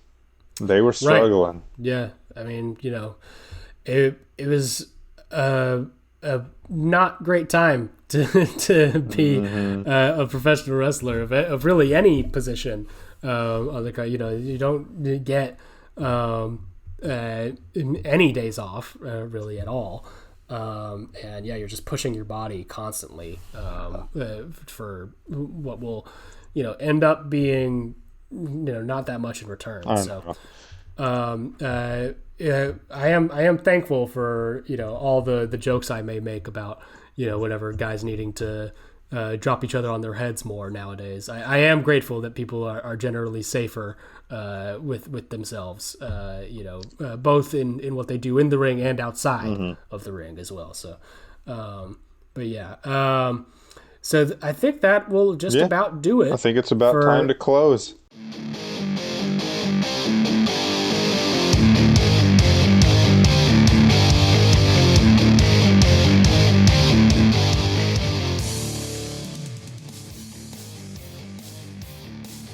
For us, on this super edition of Strongest Style, I have been your host, the Gimmick Killer, Cooper Fader. Please follow Strongest Style on our Twitter. Subscribe to the YouTube channel. Download these episodes on Spotify, Apple Podcasts, anywhere that you can get your own podcasts. And with that being said, me and the giant Jack Rhodes Dudley will bid you goodbye and good night. Moi. Bang.